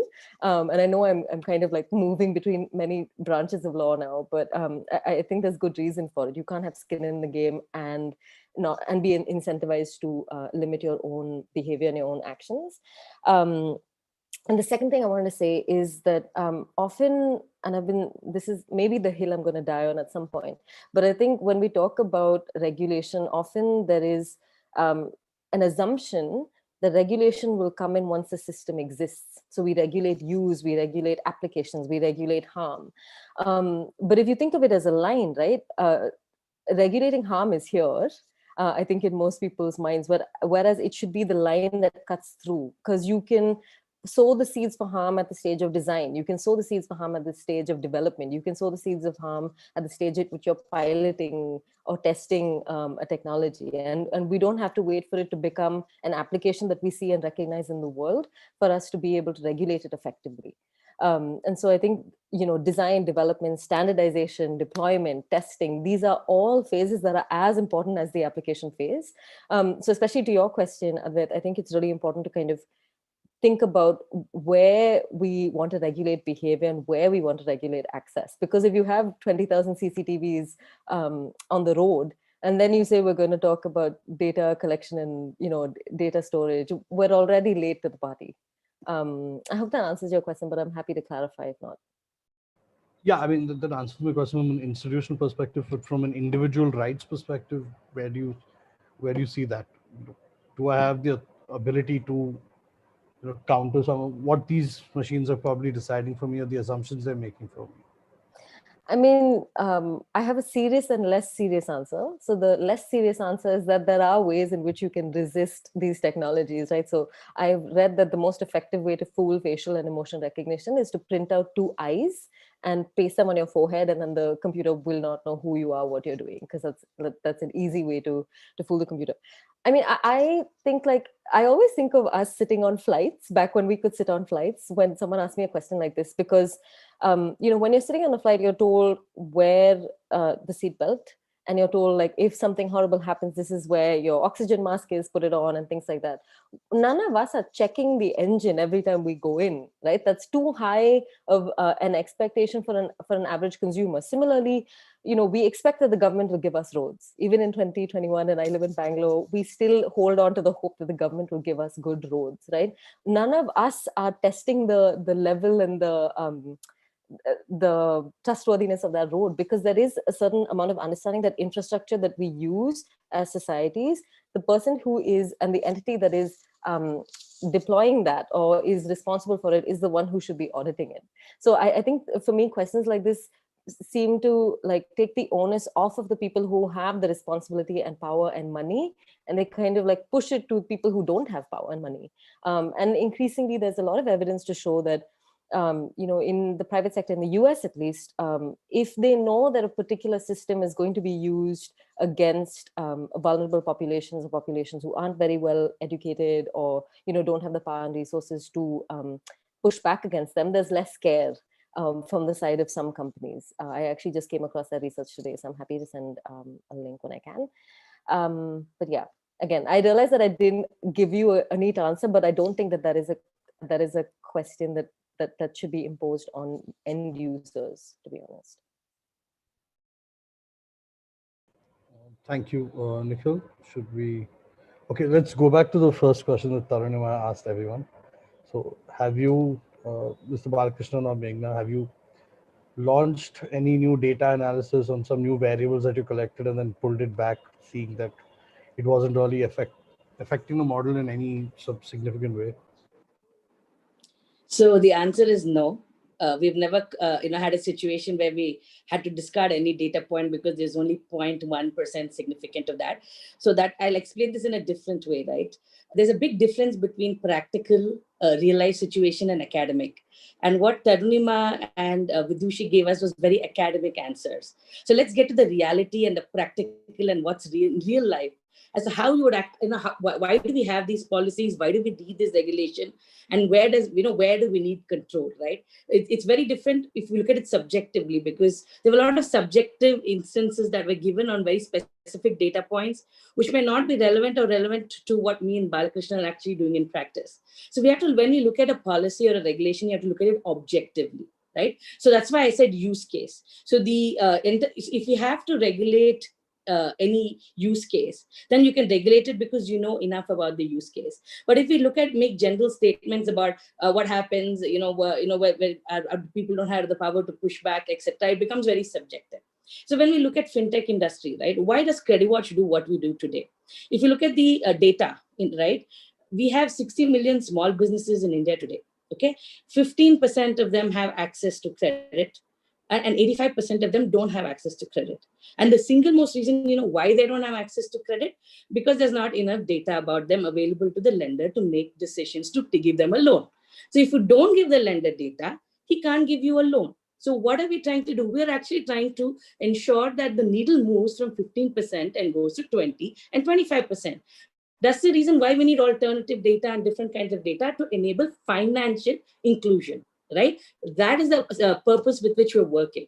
So when the objective is to ensure that the needle moves from 15% to 20, 25%, because the current kind of data that they were getting was not enough for the banks to take that risk or to offer financial services to a new kind of borrower. Because let's look at thin file customers, right? If you look at a company like Infosys, a credit assessment memo of Infosys must be 50 to 60 pages. You take a little kirana shop down the road, his credit assessment memo will be half a page. That is the reason he can't get a loan versus an Infosys, because the bank can underwrite thousands of crores of loan because they have enough data. And the finance industry, whether there's AI or not, from 1,000 years has been a data-driven industry.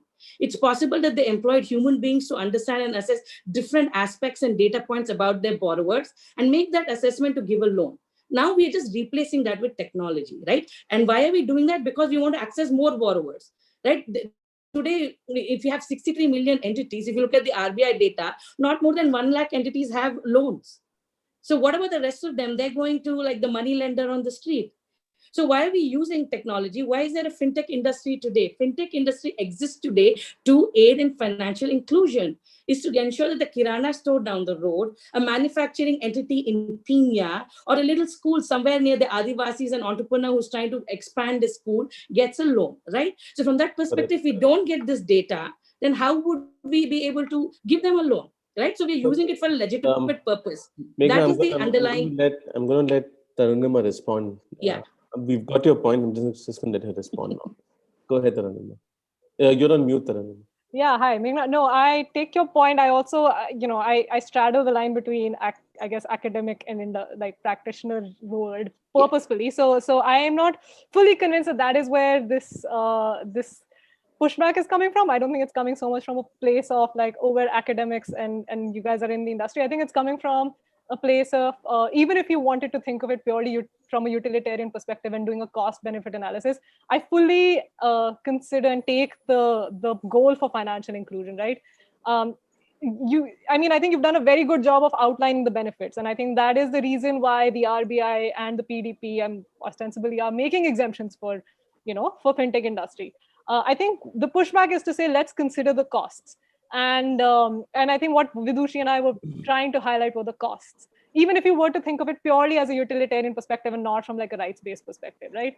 So I think when we say that, oh, there is a, from 15% we're going to 25%, there's also the cost to consider, that what happens when trying to move to the 25%, we are allowing for certain kinds of practices, we are in getting to that 25%, giving more loans to a certain segment of population, but probably giving more loans to a certain demographic and not to another demographic. I think this happens, and I have flagged a paper there just to let you know that I've considered this in a fair degree of detail. At the very least, you have to accept, you cannot tell me that. I think there's no data scientists, and there is enough papers coming even out of industry to show that. Okay, I'm willing to listen to an opposing view, which is to say that you can privilege a certain group even as you're trying to get to that 22%.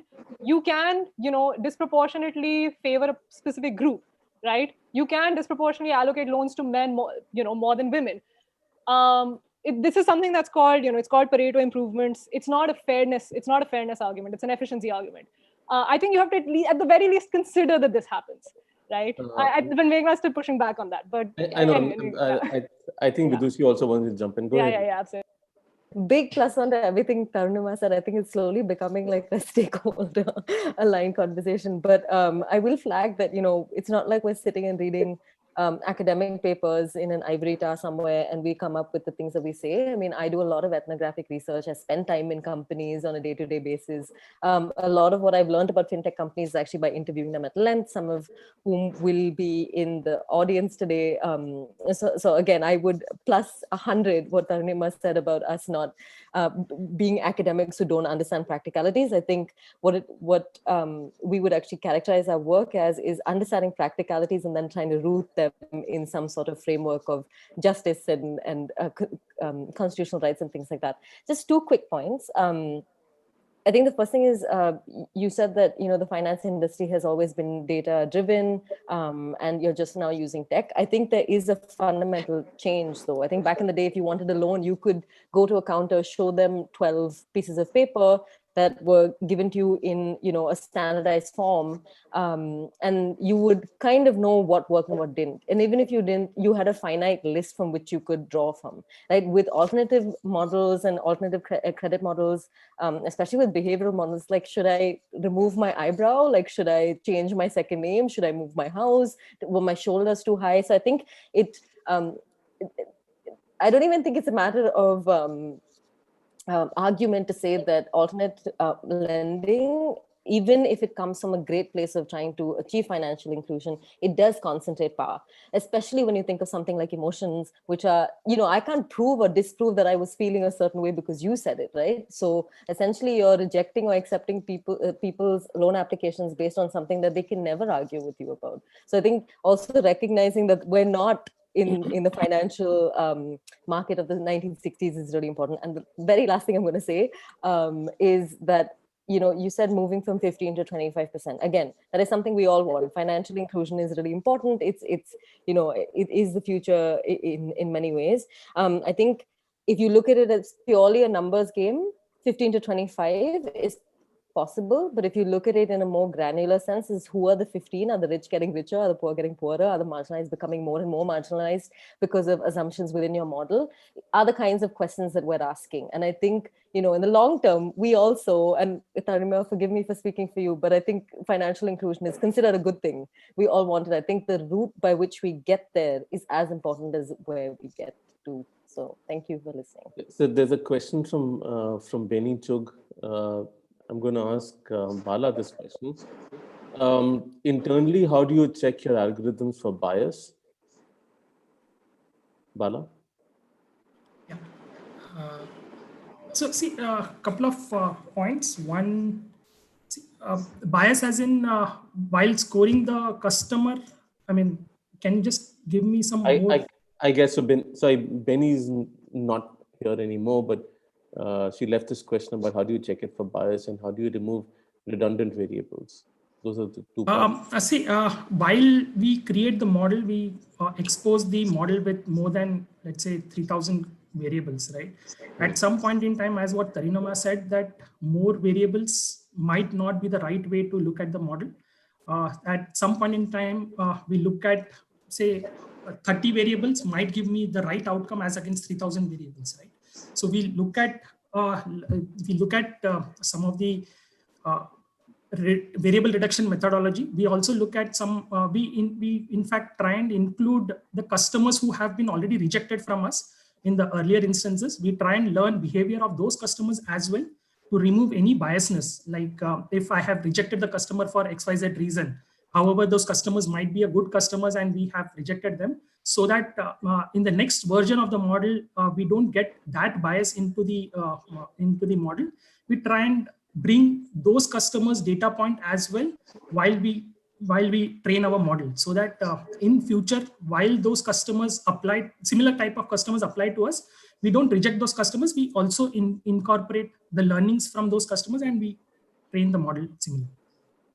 Ekta has a question, which is, how do you remove cultural or religious bias from your data and insights? So we don't include any of the variables which have cultural data points, like what religion the customer comes from, which location does he, is it a location, religion dominated location that the customer comes from. So we do not include any of those variables into our model. Neither do male, female kind of a gender bias gets included into the model. So I don't think. But there is always a risk of it getting included, isn't there?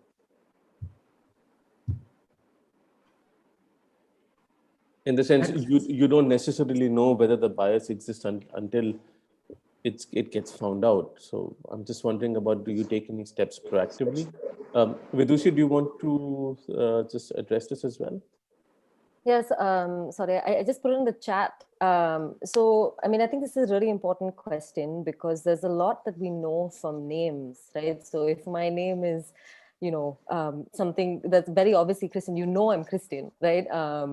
And I think the assumption that we can force blindness in a model is something that has been pushed back against for years now, because, for example, in the US, if you were of a certain PIN code, your ethnicity or your, racial background could be assessed. And I think a similar thing will happen in India, definitely. I know for a fact that it definitely happens in terms of caste, especially when it comes to government jobs and things like that. So I'm wondering, forcing blindness, and what I mean by that is you may not collect that data, but that data is implicit in the name, in the the address and things like that.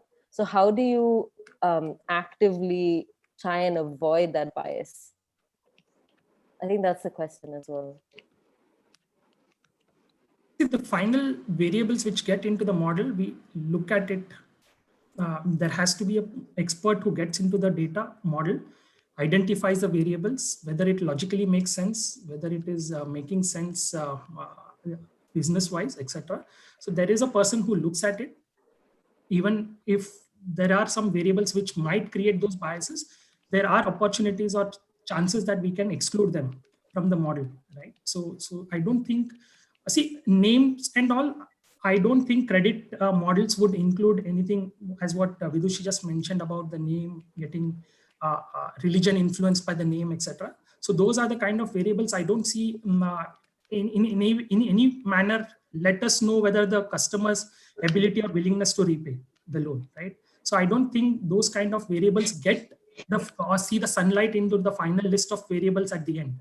So it's more about the willingness of the customer that we are looking at, and those are the type of variables which we look while we finalize the model. Can I have 1 more minute, Nikhil, to just kind of Okay, so so the way in which credit scoring works, to the best of my knowledge, is that you take past data on repayment, on willingness to repay, on how difficult it was to get the money back, and things like that. You feed them into a model, which is usually not a straightforward regression model. It's usually, you know, something bigger. And we've had this whole conversation about big data versus small data, and then and you're also using things like emotion recognition to assess willingness to pay, right? So from the first instance, like financial data from the 1950s, for instance, finance and lending has been problematic in our country for years. So the data that we're getting is not from a blank slate. It comes from a society that has been more fair to some than to others, right? So the starting point of that data is problematic in and of itself. And then you build a model, you collect this data, and then you're using behavioral tools to assess creditworthiness and ability to repay and things like that. So do you see why it's a cause of concern given the socio-political reality within which this data comes? Right? So you can have an expert and go in and look at a model, but you unless you're like willing to sit down and think about social legal implications of where that data came from, it can be very difficult to actually remove that bias. And maybe the answer is you don't remove that bias, which would be helpful to know, I'm sure, for many researchers. But yeah, it would be good to hear from you from that as well. Go ahead, Taranuma. Yeah, I think he's Mr. Balakrishnan is responding, and I can go after that. Well, there's another question for him. So, short questions, short answers, please. I think we're running bang out of time in this session. Okay, yeah, I think one thing is I do want to appreciate the two folks from FinTech who are sort of taking the fire and the questions. But also I just wanted to, flip the question around and say that there is this question of debiasing the models, but there's also the question of prioritizing marginalized groups, right? So we can also imagine our algorithms in a way that we proactively identify groups that have been left out, say women, say marginalized castes, right? And I think part of the challenge, so one is if we claim that we are not visible or we do not account for these variables, I think we're also excluding the possibility that we can design our models to prioritize for these groups. So that's one. And the second is that I think by and large in India, we've had a dearth of data, not just in like alternative lending, we've also had a dearth of data with our traditional lending models and how they have been disproportionately affecting different groups, right? So if any of the fintech providers on this call or on the panel would be willing to at least share some of this data to enable that research, I think that would be a big step forward for fintech, but also just generally our understanding of financial inclusion. So those 2 points. Meghna and Bala, any responses to what? Yeah, sure. So that's what. So you can. I'll send you the link to our India Protocol project. I think it's already on Bitbucket, where there's a lot of public data available, and we've written data structure protocols where anyone can access this data. And if you want to do research using that data for greater good, yes, go ahead. So there are fintechs who are doing that, and we're one of them. Yeah, and in terms, and what you just said about using data to identify groups who are marginalized so that you can offer a product or service to them, right?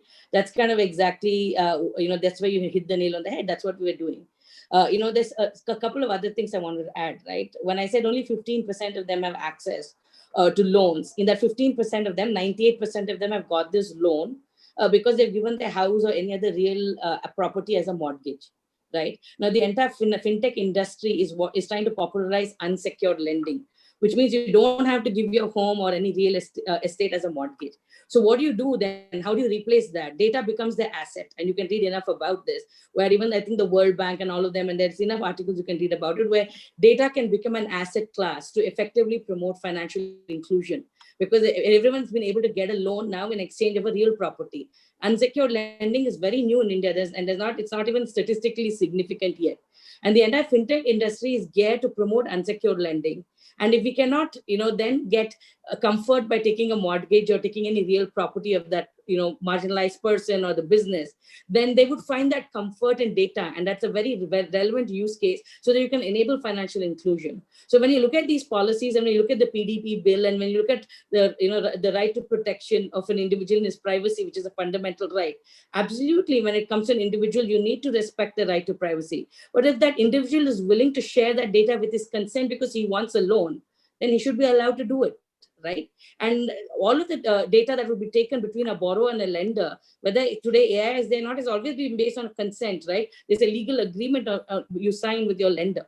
So it is taken for a valid purpose, and there's the consent. So from that, when there's consent, I don't think we should be debating about what you can take and what you cannot, because if we're able to achieve that statistical significance of replacing somebody wanting to give his real property or a loan, which he does not have, most small businesses or marginalized people may not even own a home. But if they're able to share their data for a purpose, instead of the world we live in where Facebook and Google are making billions of dollars on free data, I think that this is going to be a phenomenal shift in terms of where people can, monetize data for their own legitimate purpose, where they will benefit from it.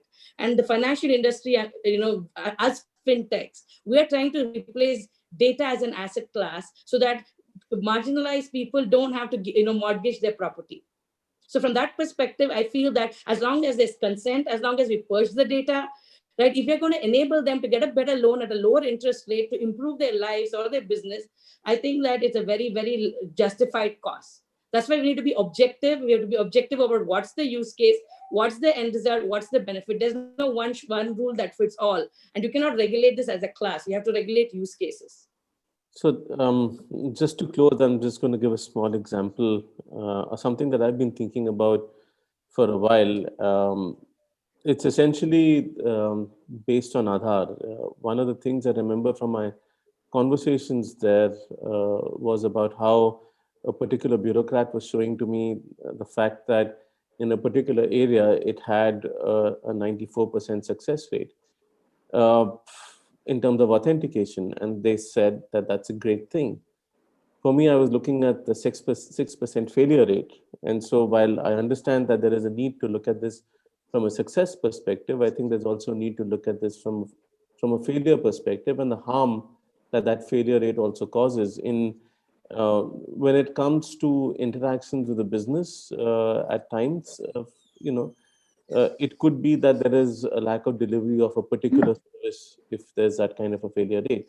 But when it comes to essential services, and I do think that financial inclusion is a very, very important component there, a bias or a failure rate or a mistake can be very, very, and especially when it comes to government services, that failure can be extremely harmful for individuals. What might be a 4% failure rate on a statistical basis could be millions of people when it comes to essential services. So I just want to sort of point out that there is a need for caution even then, and there is still a need for checking for bias because this can mean real hurt for real people. And as we've seen in case of Aadhaar, it has also in instances led to deaths of those people. And that one death is not just a percentage number. Thanks. Thank you, everyone, for some great comments this session. I'll hand over to Advait for the next session. Thank you everyone for attending this session. Thank you to Mr. Balakrishnan and Meghna for attending. Vidushi and Tarunima, as usual, great points. And this is all, I mean, I guess as we're evolving these structures and these models, these conversations need to happen between civil society and industry. I don't think this conversation happens ever often. I think usually industry talks to industry and academics talk to academics. I think merger of the two is a good thing. So I'd like to thank you all for attending. We have a second panel, and we'll be focusing more on data, AI, and in the context of privacy, in the context of the personal data bill that has been proposed and the non-personal data framework. So we have 4 speakers. The first is Abhishek Agarwal, who's a co-founder and CEO of Credit Vidya, another alternative data company. Arindrajit Basu, who's a research manager for the Center for Internet and Society.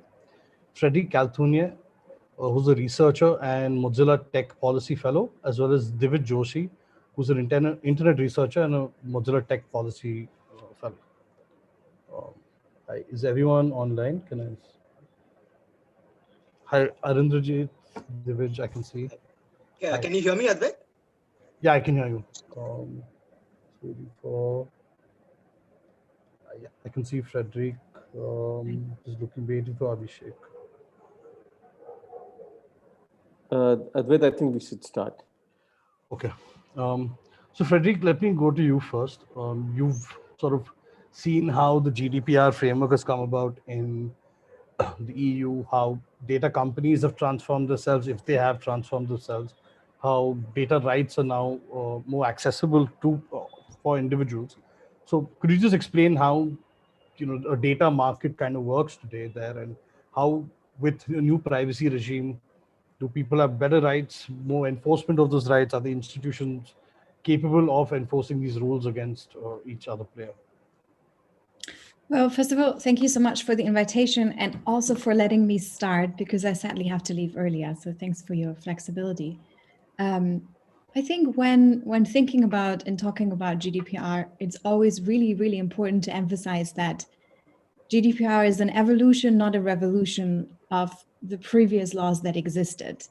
And in the weeks and months leading to the starting date of GDPR in 2018, there were lots of great expectation that this would revolutionize or even challenge the surveillance capitalism dominant business model of some of the world's largest tech companies. And now 2 years down the road, it is fair to say that this has not happened. So GDPR has not radically changed the business model of some of the most powerful companies in the world. That said, what GDPR did, and I think that is kind of fascinating, it did two things. It increased the obligations, it strengthened the obligations on those who process personal data. And in theory, at least on paper, it strengthened the rights of the companies. It strengthened the rights of data subjects. And this became really clear. Data rights are a really powerful tool. And we've seen that in the aftermath of scandals like the Cambridge Analytica scandal, which to a significant part, the way in which it was reported was a result of people being able to do access requests and to companies and find out, have an enforceable right that allows them to tell companies what kinds of data they hold on them.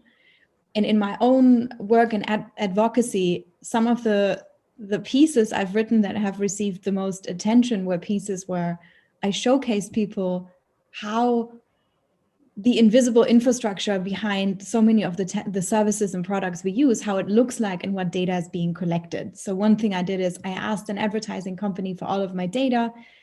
So whenever a cookie is being placed, we don't know where this data end up. And I asked one of these companies for my data, and what I received was a fascinating overview of a significant share of my entire browsing history.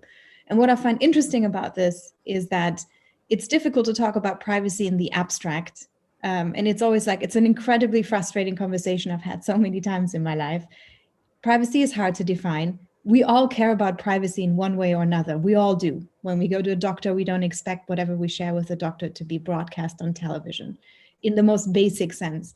What is so interesting about technology and privacy is that the vast majority of people, and I'm including regulators and politicians, I frequently have to explain the very basics to politicians and regulators, have absolutely no idea what is happening to their data, zero.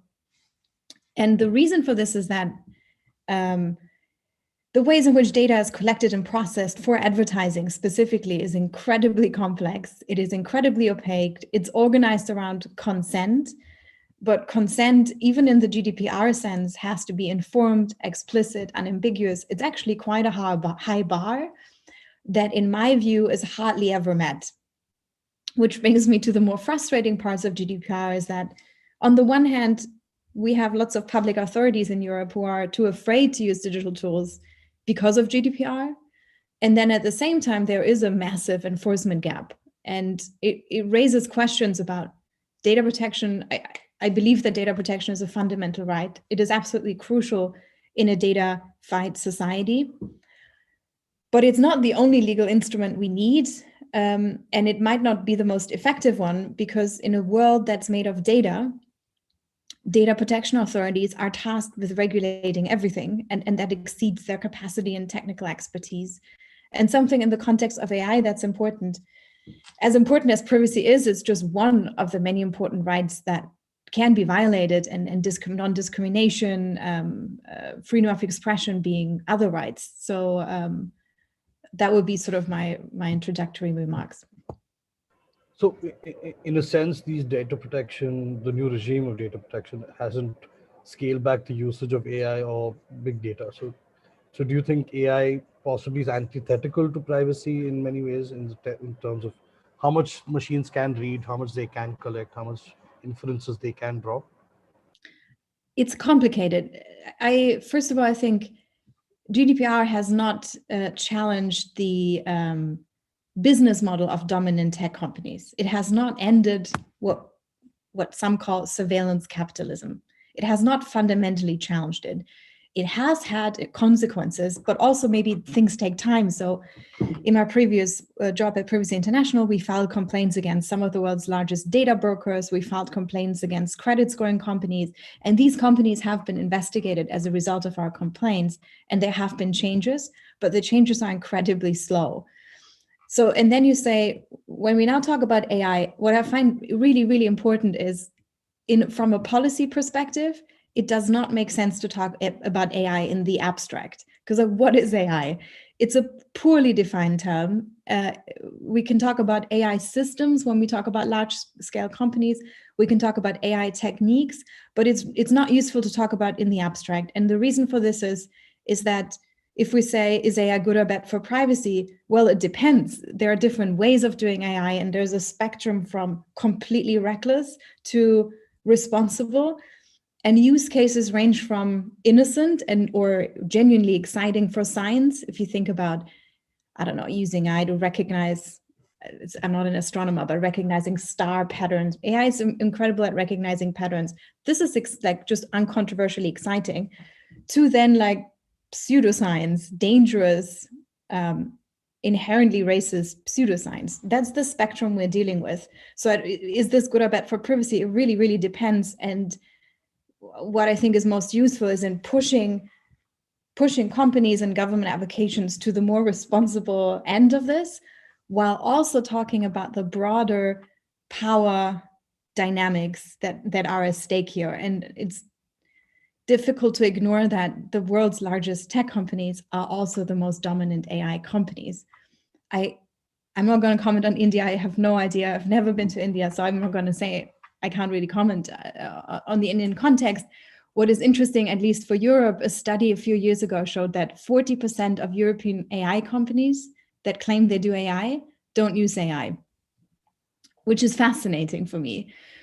So the question really is, we talk about AI, every country has an AI strategy designed to become the world leader in AI, but I'm starting to question, we really need to talk about market dominance and concentration in this sector as well.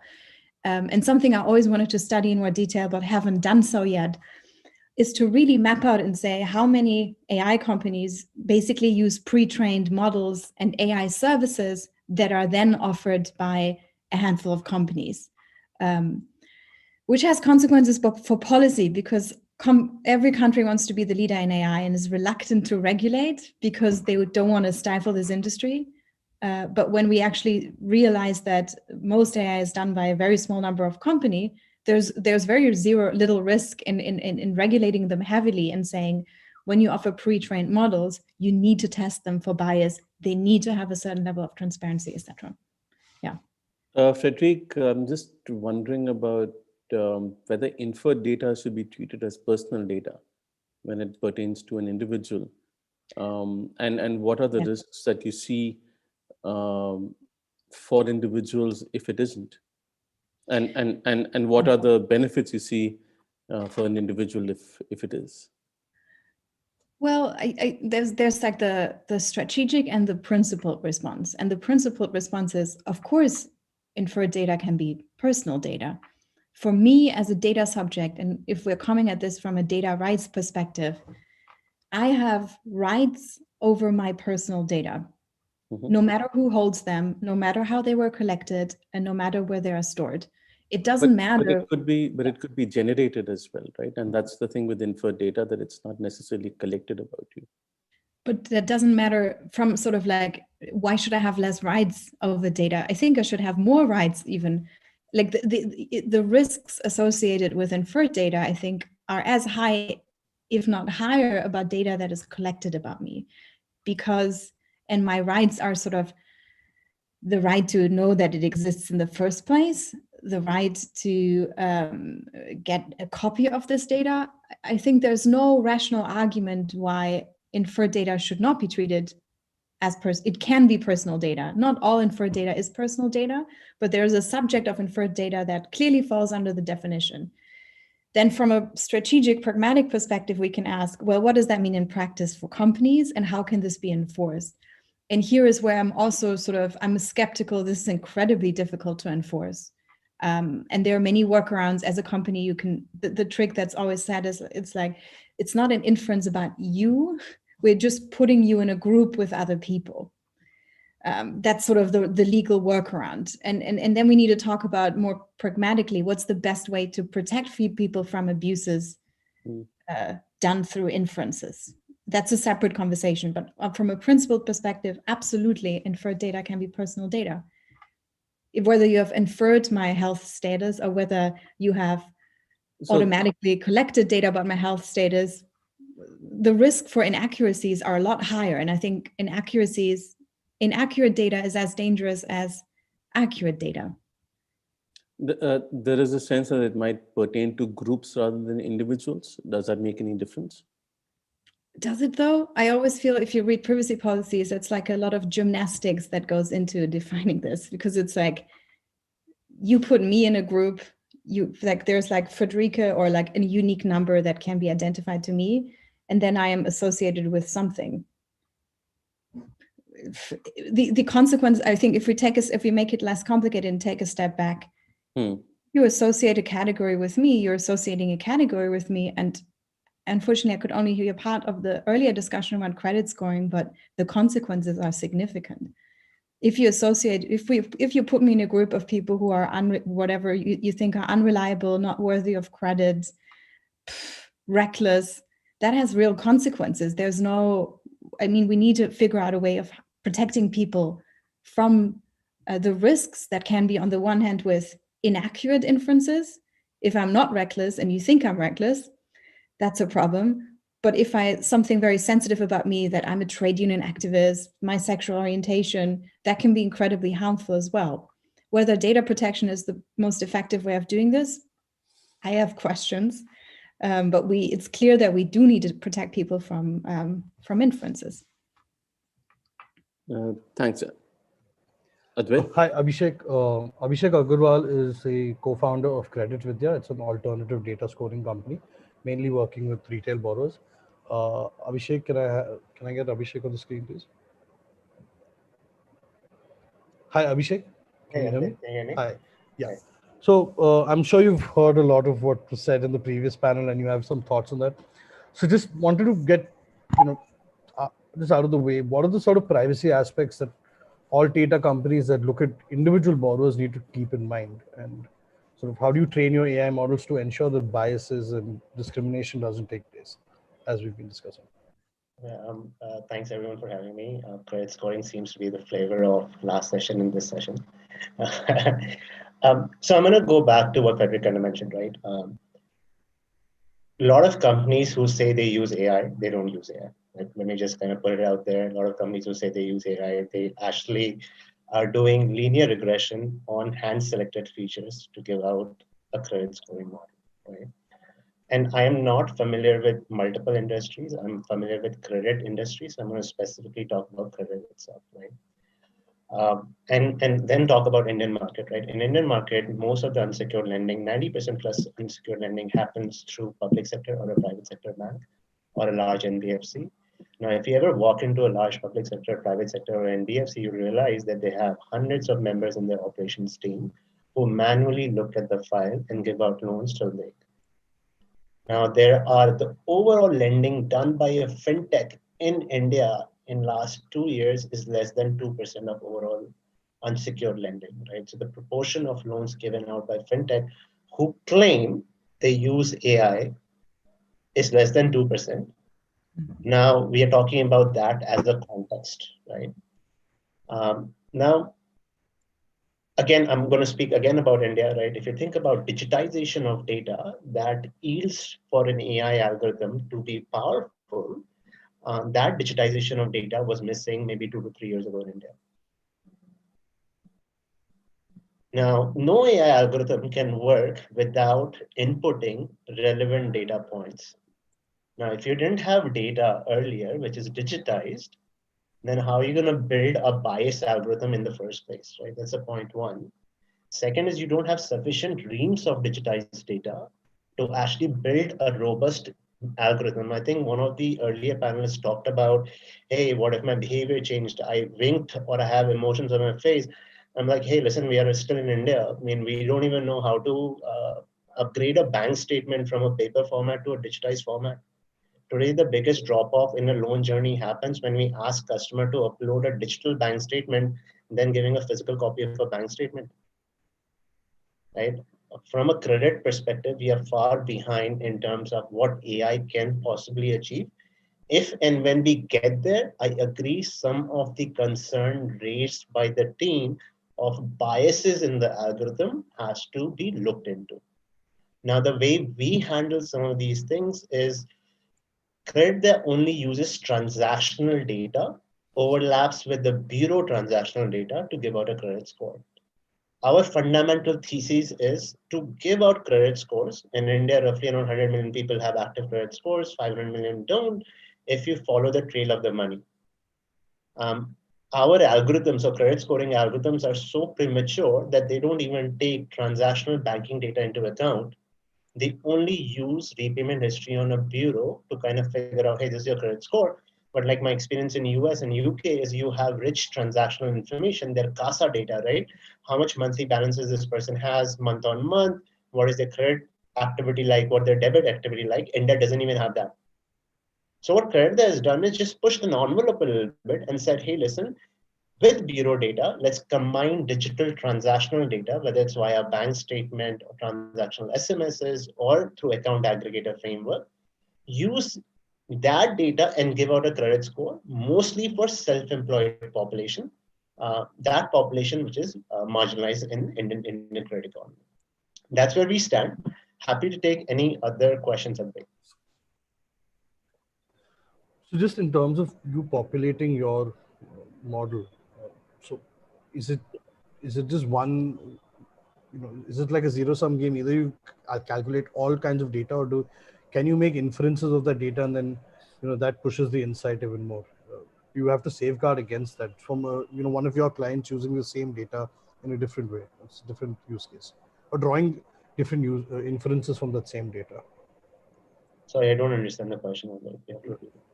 If you're looking at transaction data, are you just looking at repayment as the only use case, or are you, or as the only output, or as the only insight, or can your lenders also draw personal behavioral inferences from that data, from the transactional data?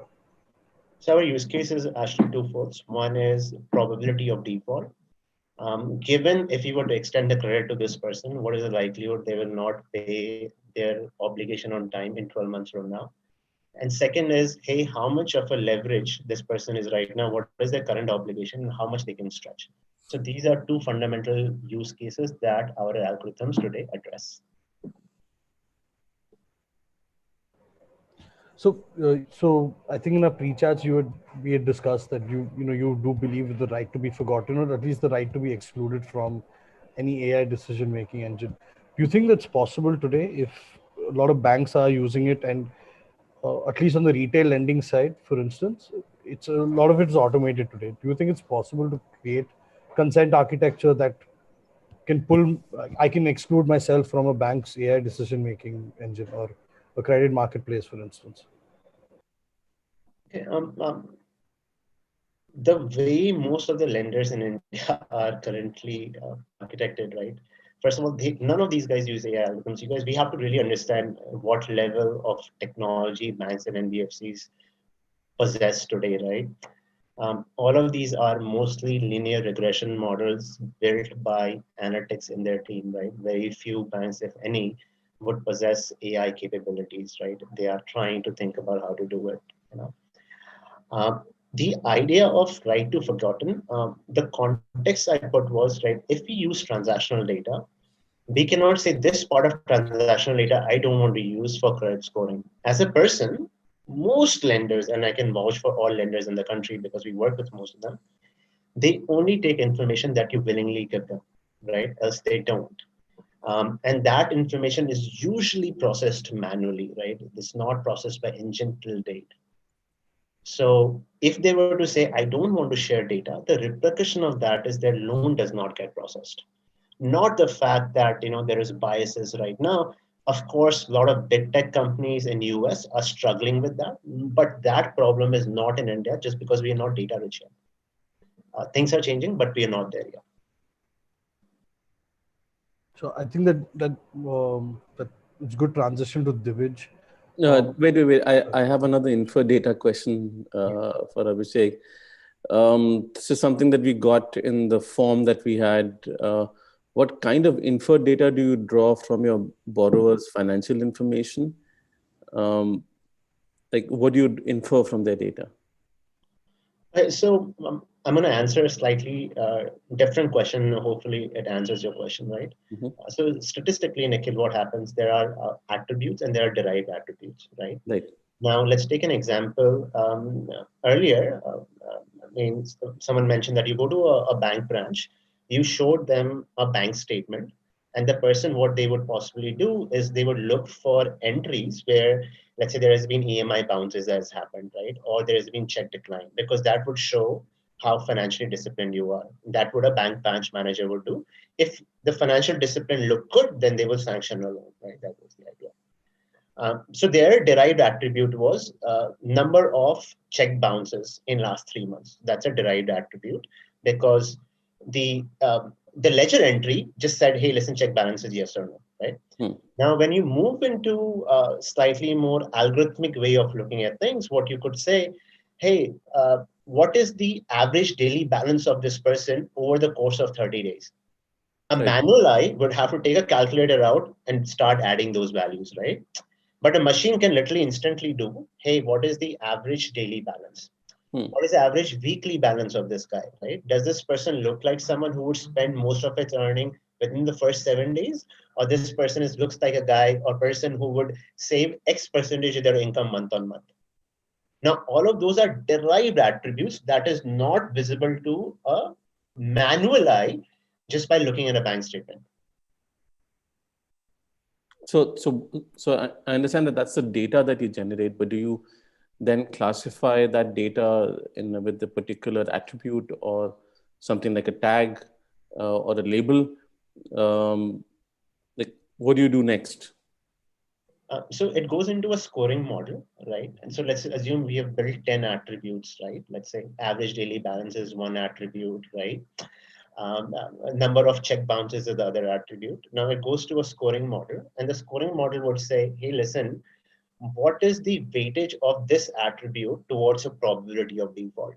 So if you look at 10,000 customers, we realize that average daily balance is less than 1,000 rupees, then the probability of default increases by 3 times. So that becomes one of the features of the scoring attribute. Now you add 10 other features, then you have a scoring model that's in your hand. So I don't think, Nikhil, and I think you asked the question last time as well, right? And I can be extremely, in credit industry, right? And I can talk about credit industry. There is no such labeling that happens, right? Oh, this person is awkward, this person is not awkward. That doesn't happen at all, right?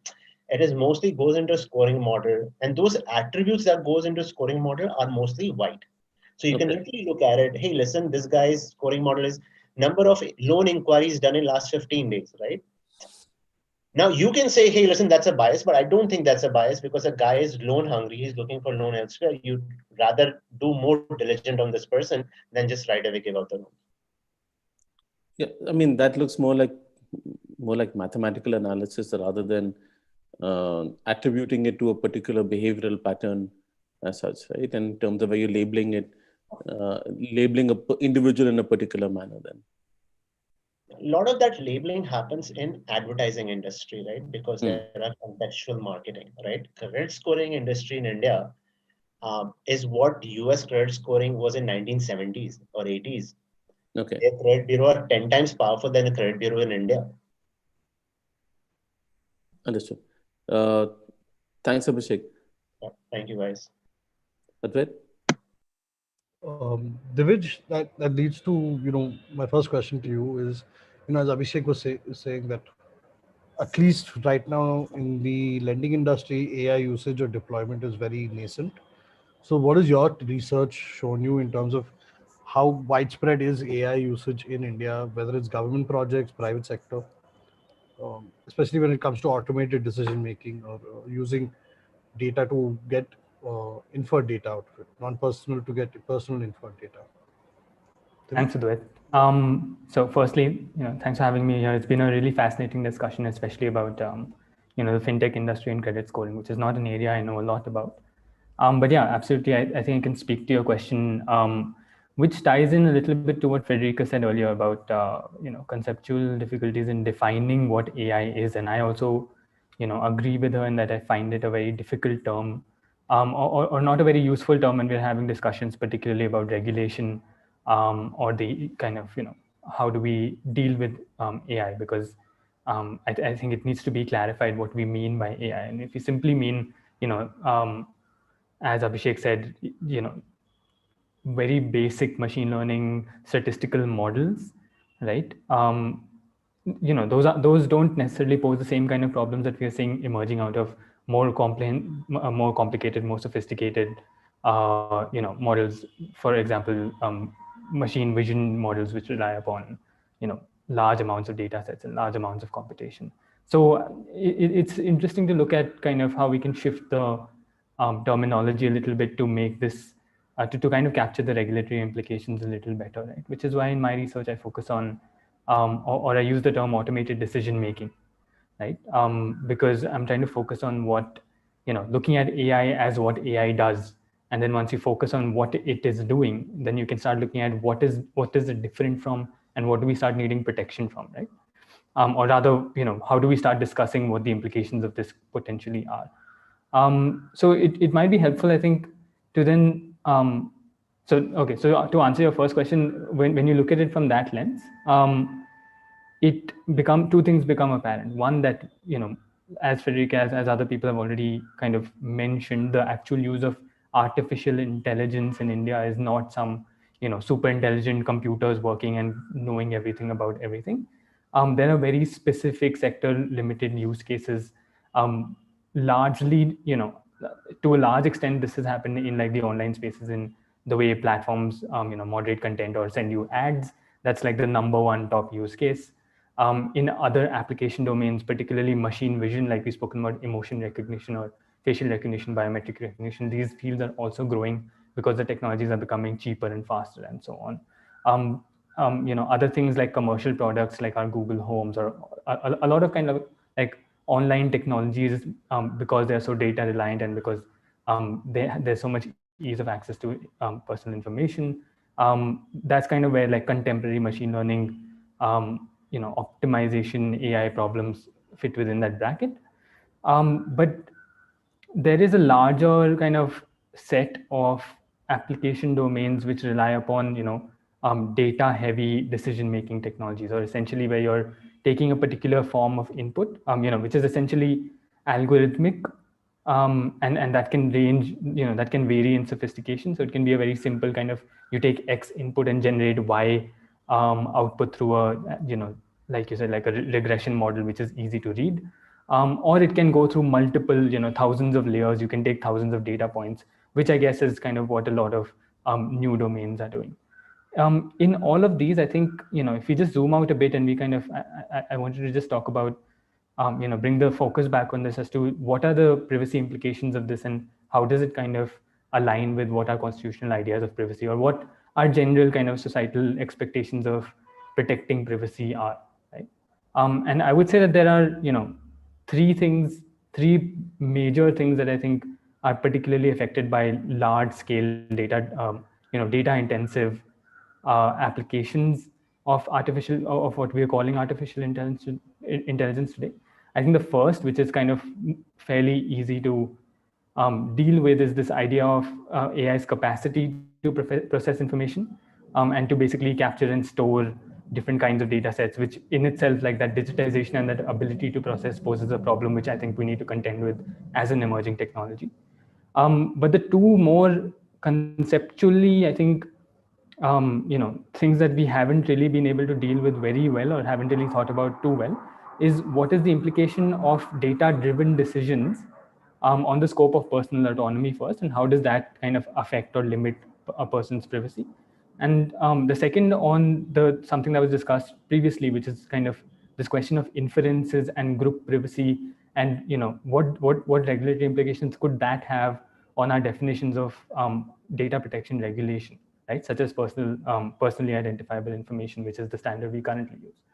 So for the first, I think that, at least within our constitutional literature, as well as in a lot of theoretical literature around what privacy really means, an important component of that is privacy's ability to protect personal autonomy, protect your choices, right? That if I want to go out tomorrow and take a walk around the street, I should be able to do that without kind of, a lot of things, like without like an automated gate, an AI powered gate restricting my access into that road, right? Something like that.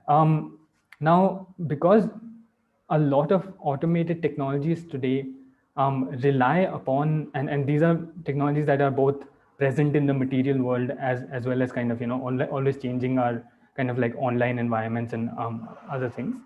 They keep modifying your behavior according to the information that they're collecting about you, right? This is information that is necessarily only that which is computable, right? So information that is present and that is able to be turned into a kind of statistical score or into some kind of data which can then be computable.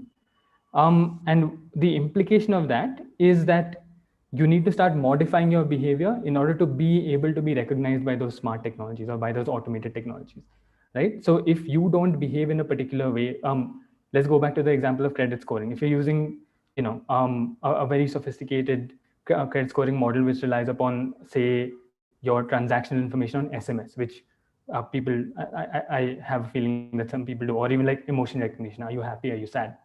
Then the way in which you start behaving towards that system, wherever that information is being collected, is being constrained by the fact that system is going to affect your life and affect your decisions in a way which, may ultimately end up being out of your control. It's kind of similar to a parallel that we hear about when we're talking about the chilling effect of surveillance, right? That when you're kind of when there's mass surveillance all around you, you start controlling your behavior in ways that kind of so that you're not necessarily caught within that web of surveillance. So I think that's one way in which kind of AI impinges upon personal autonomy and our idea of privacy, which has been recognized by the Supreme Court as well.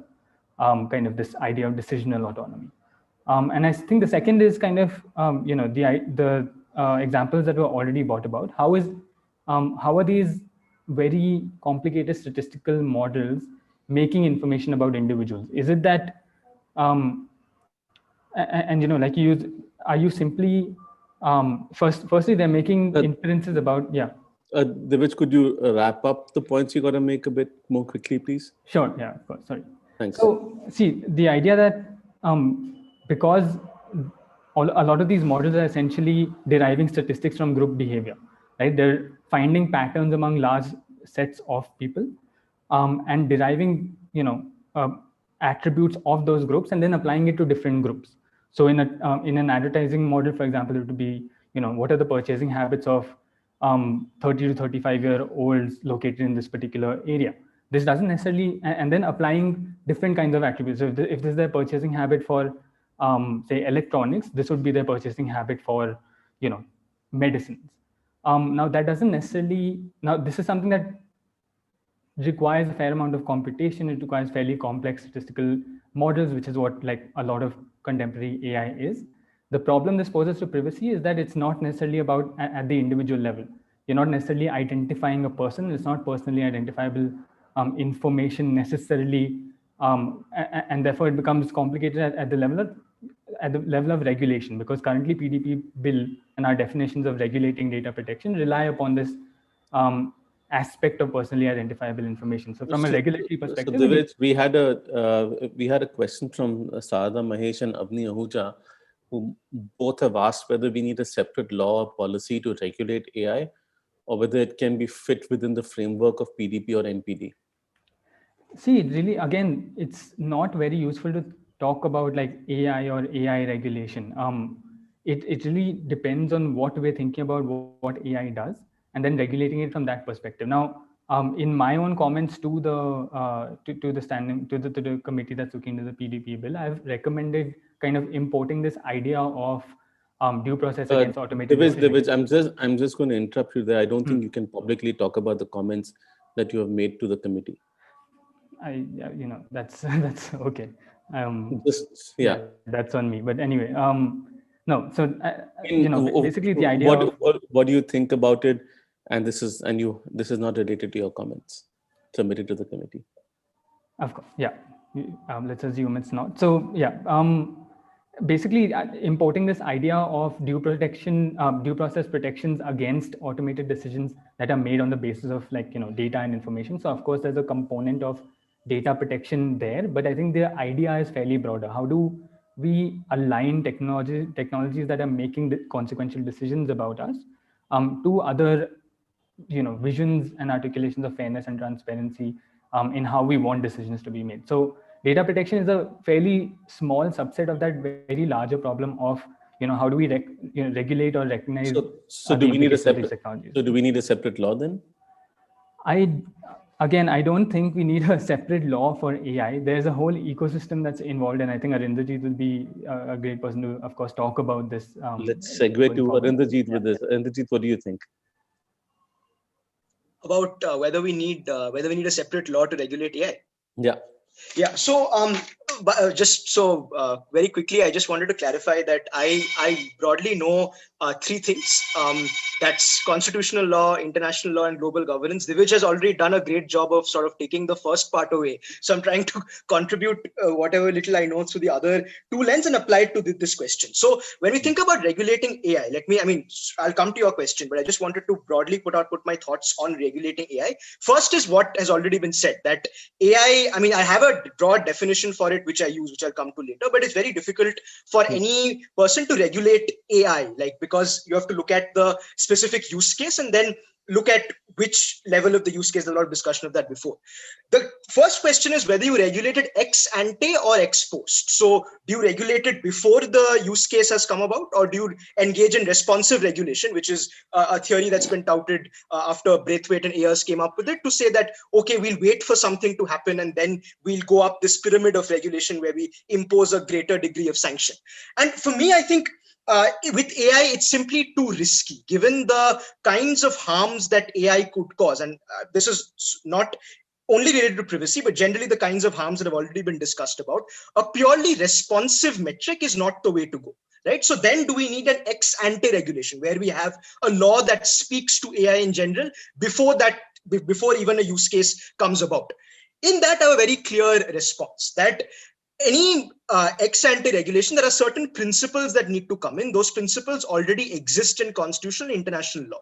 One of these principles is what is known as a precautionary principle, which you may have heard of in international environmental law, which says that if present scientific consensus cannot accurately pinpoint the kind of risks that a specific measure can take, then you have to be cautious and not go ahead with that measure. That's one example of a principle that can come into an ex ante regulatory scheme.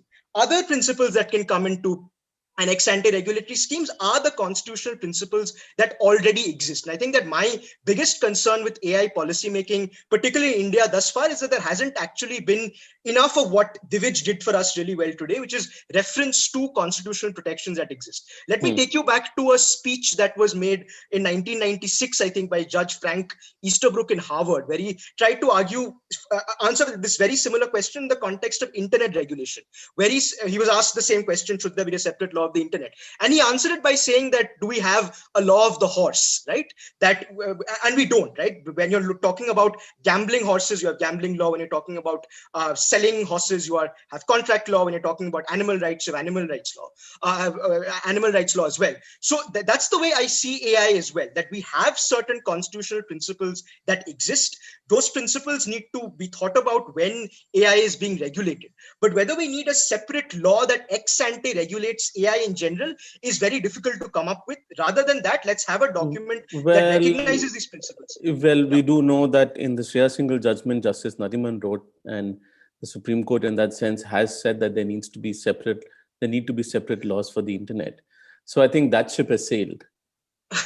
No, so I still feel that, there could be separate, laws for the internet. But again, do we have a law of the internet as such, right? I don't agree with the argument that you can have a law that governs cyberspace, right? Because there are so many different aspects of cyberspace, and they are literally at CIS, there are different verticals you work on. So for intermediary liability, maybe you need a separate law. For global cyber governance, maybe you need a treaty, right? For cybersecurity and cybersecurity policy, you need a separate strategy. So there is no law of the internet as such. That's my point And, with AI. and with in that sense, do you then subscribe to what Murari had suggested in the first session, that there needs to be kind of like a pyramidal structure for, let's say, at one level you would regulate data, at another level you would regulate the algorithm, at another level you would regulate the effects of the data processing?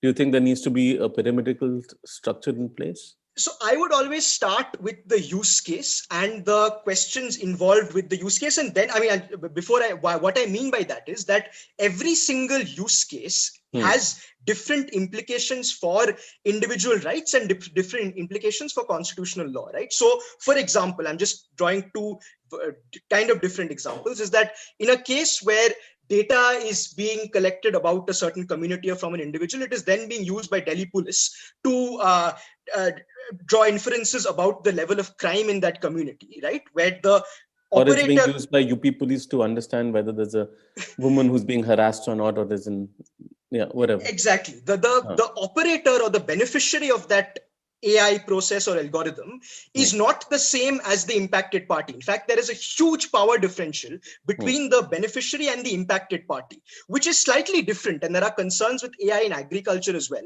But we heard a little bit more about agriculture from Rahul earlier on. But I have studied some agricultural AI processes as well. And for example, there's a project rolled out in Karnataka and Andhra Pradesh where basically farmers were getting text messages based on AI-driven analysis of crop sowing data or weather patterns, and they were getting text messages on their phones. This is just I think an interesting thing that they did, where they didn't rely on an app, but they actually sent text messages to farmers' phones because there was more access, which was pretty good. But there, the differential between the impacted party and the end user is relatively nothing, right? Because the beneficiary and the person using the algorithm is the same person, right? Of course, there are problems with how the data is coming, whether they've opted in and so on and so forth. But I think you need to look at the use case when regulating AI, and then come to what level are you regulating at. So whether it's the data algorithms or the application, again, you have to apply your mind. In the case of the predictive policing example or the UP facial recognition example, obviously the data is important, right? Because if my data is being used against me and the community I belong to, then obviously it needs to be regulated at the data level. Then that needs to also go into the algorithm. The final application in terms of how it's being used by the police becomes relevant as well. In the case of the farmer, again, there needs to be different kinds of regulations at each stage, right? Where the kinds of data that is being used on weather patterns, whether there is a process that actually audits that data, because in many senses it is, you could argue that it is weather patterns are probably not personal data and crop patterns are probably not personal data. So then that there needs to be audit of that data rather than sort of analyzing it closely for privacy. And then of course at the algorithm and the application level, of course there needs to be some level of accountability, but the kind of regulatory approach needs to be different. So what do you think the PDP bill doesn't address with respect to AI from a privacy perspective? So I think quite a few things. First of all, let's see what it already does have. So section 91 of that bill, which basically not only has implications for non-personal data by saying the state can access it, it also opts into this idea basically of what is known as EBR, right? Evidence-based research, which kind of assumes that evidence-based research is a goal, or evidence-based policy making is a goal that can thrive because of this vast collection of non-personal data, without considering the nuances of what it really means to conduct that kind of evidence-based policy making. Again, if my personal data or even data inferred inferred from my from my personal data is being utilized against myself and the community on the basis of evidence-based policy making, and then that data is being used to discriminate against me, then obviously that is one huge problem. The second thing that it does have, and that's an area that I have been studying for some time, and you were kind enough to publish a piece on that as well, is on surveillance, right? So section 35 of the bill actually grants, and this is, I think, it is the tragedy it is a tragedy in terms of foreign policy, the tragedy in terms of individual rights, that as a nation that's trying to get adequacy status and trying to advocate for itself as a soft power in terms of our technology policy, that we are allowing the state intelligence agencies to basically have carte blanche access to data. Why that's problematic is because I'm not sure what capabilities or whether our intelligence agencies have AI capabilities. That is a separate question. But what that prevents us from doing then is then going up to states, the Five Eyes countries in particular, USA, if they're being more specific, and telling them that the kind of AI-driven policies and practices the NSA has, whether it's PRISM and X-key score, which is the AI filtering model they use, is bad for the rest of the world, right? So that is, I think, a bit of a own goal on that front, section 35, because it allows other countries to continue their AI-driven surveillance. Which is probably what's going to what's going to happen to NADCRID, right? It's going to have it's going to perform the same function as a PRISM will. Exactly. So you are normalizing this practice, and rather than sort of taking a stance against problematic practices by the US, and this is even more interesting because, again, from a foreign policy perspective, when you are trying to sort of one-up China and you're banning apps using the word privacy and security of citizens, at the same time, you have a surveillance policy that's incompatible with international law, simply speaking, then that's obviously problematic. That's the second thing that's, I think, included and is problematic. The third thing that and there is a lot of discussion on whether the right to explanation and explainability in the GDPR actually solve issues. Friederike would know much more about that, but there is very little even in terms of sort of rights against the algorithm, specifically speaking, right? So again, while there can't be a law that regulates, AI or algorithms ex ante, I'm concerned that there aren't actually rights for the data subjects has that are applicable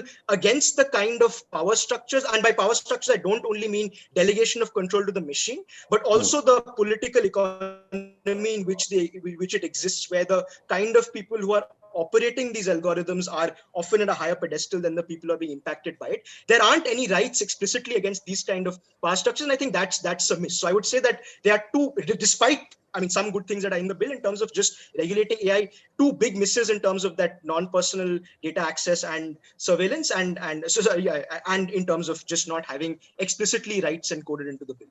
So Arindrajit, I think one of the consensus that has come out from the last 2.5 hours is don't regulate tech, regulate the use cases. And what you said is, for existing use cases, go back and find out what is the raw data, who's procuring it, who's sourcing it, who's processing it, and regulate each of that person in the value chain.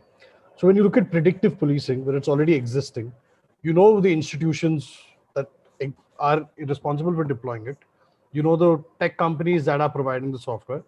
We know who the custodians of the data, who the data subjects are. We know that in cases of community data, where the data is going to be stored, it will be stored with usually is the local market. That's my understanding of it. So, but yet we don't have any standardization for predictive policing. So, do you think that this is a requirement for the privacy bill to address then, or do you need a specific predictive policing law?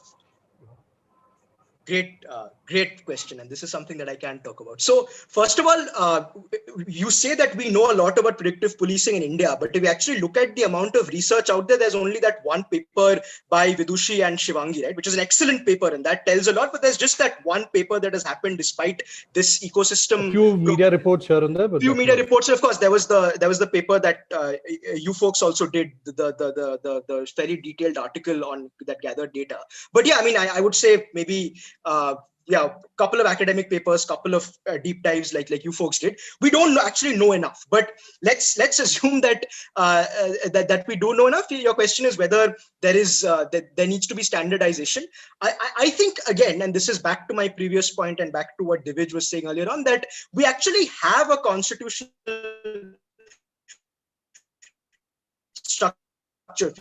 look at, recent books on the intent of the Constitution was to regulate the kind of harms that are accruing because of predictive policing, right? So the problem is the Supreme Court, particularly in recent times, but also before, hasn't actually looked at a more evolved understanding of what discrimination or what disparate treatment might mean, right? So that you could make the argument that, hey, if there is actually more crime in an area, and if I am sending more cops to that area to find crime, then it's a win, right? Because I am finding more criminals. But then to actually look at how the data is collected, to understand that very often you are essentially engaging in a sort of vicious cycle where you are sending more cops, therefore you're detecting more crime, therefore it's feeding back into the algorithm. You are not accounting for the fact that in certain parts of the city, you are more likely to stop people and arrest them for, say, petty crimes, which don't happen in more affluent parts of cities. All these angles actually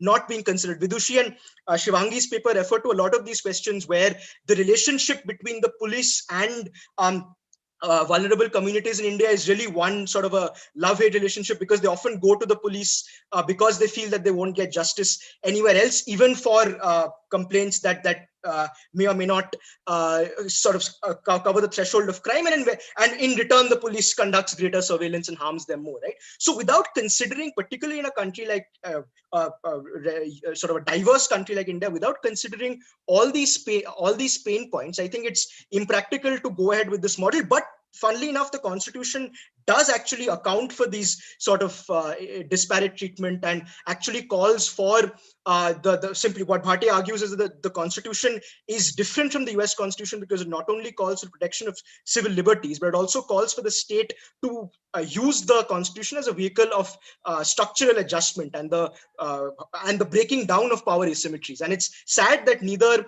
the government or the Supreme Court have actually been able to do that well enough yet. So I think, do we need standardization? I would say the Constitution already exists as the model that's supposed to regulate this. The sad part is that we haven't actually used it well enough. So in case anyone has any questions, please leave it in the Q&A or just raise your hand. If you click on the participants tab, you'll get an option to raise your hand and we can come to you in case anyone has any questions or just wants to come on live and leave a comment. Abhishek, just wanted to throw that same question to you. Do you think there can be standardization? So one of our readers has sent us a question saying, can AI models be licensed on the lines of Creative Commons or open data or MIT licenses?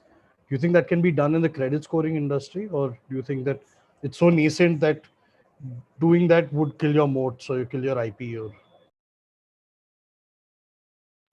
I'm just unmuting myself. The easy answer to that question is to kill your moat, right? I mean, your intellectual property is what those algorithms are. And it requires lots of amounts of data to train that model and come to a conclusion. So some of these models, and if you think about it, how bureaus, right, literally, let's not talk about AI, let's just talk about traditional credit bureaus.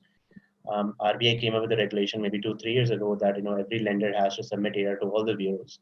Now, the only differentiating factor between each of these bureaus is the scoring model, because underlying data remains exactly the same. Now, the banks have come to a level where they actually don't use bureau score, because they combined bureau data with the data that they have, and they build a customized scoring model, right? And each bank pride themselves with their own scoring model to be a better predictive power of risk than the bureau scoring model. And that holds true for alternate credit scoring as well. As long as you have access to alternate data, each team will pride themselves in making a scoring model that differentiates risk better than just taking a licensed model or third-party license model. There's a question, Abhishek, in the Q&A. Suriti asks, do you collect data of rejected customers for correction of bias? So the data of rejected customer for collections? For the correction of bias, how do you determine bias and do you collect the data of rejected customers for correction of bias? A related question is, do you train your data labeler, your data labelers or annotators for bias? Okay, I just want to repeat, like, most credit scoring models in India do not use any sort of behavioral patterns or, and someone mentioned that, zip code could be a inference to a religion bias, right? Because certain zip code has a lot of, let's say, ethnic community living in it. I don't think most Indian markets or Indian lending credit institution use any sort of application information in their models. There are more human biases involved in Indian lending ecosystem, right? More than machines. Now, if you go to a bank statement, a branch, right, he will look into you and he will make more biased judgment than a machine would. In fact, we moved into a machine-based system to remove biases from a branch manager. Most of these models that are trained in India today actually leverage only honest CASA data, which means your balances, transaction history, payment history, and the bureau repayment history. Yes, Tarunima. I know. Yes. Sorry. Go ahead, Tarunima. Yeah, sorry. I also had to drop off for 20 minutes, but I think otherwise, Avi, I got most of your comments. I didn't want to flag. I think when we say that machines are more fair than humans, I think what we're saying is machines are more consistent than humans, right?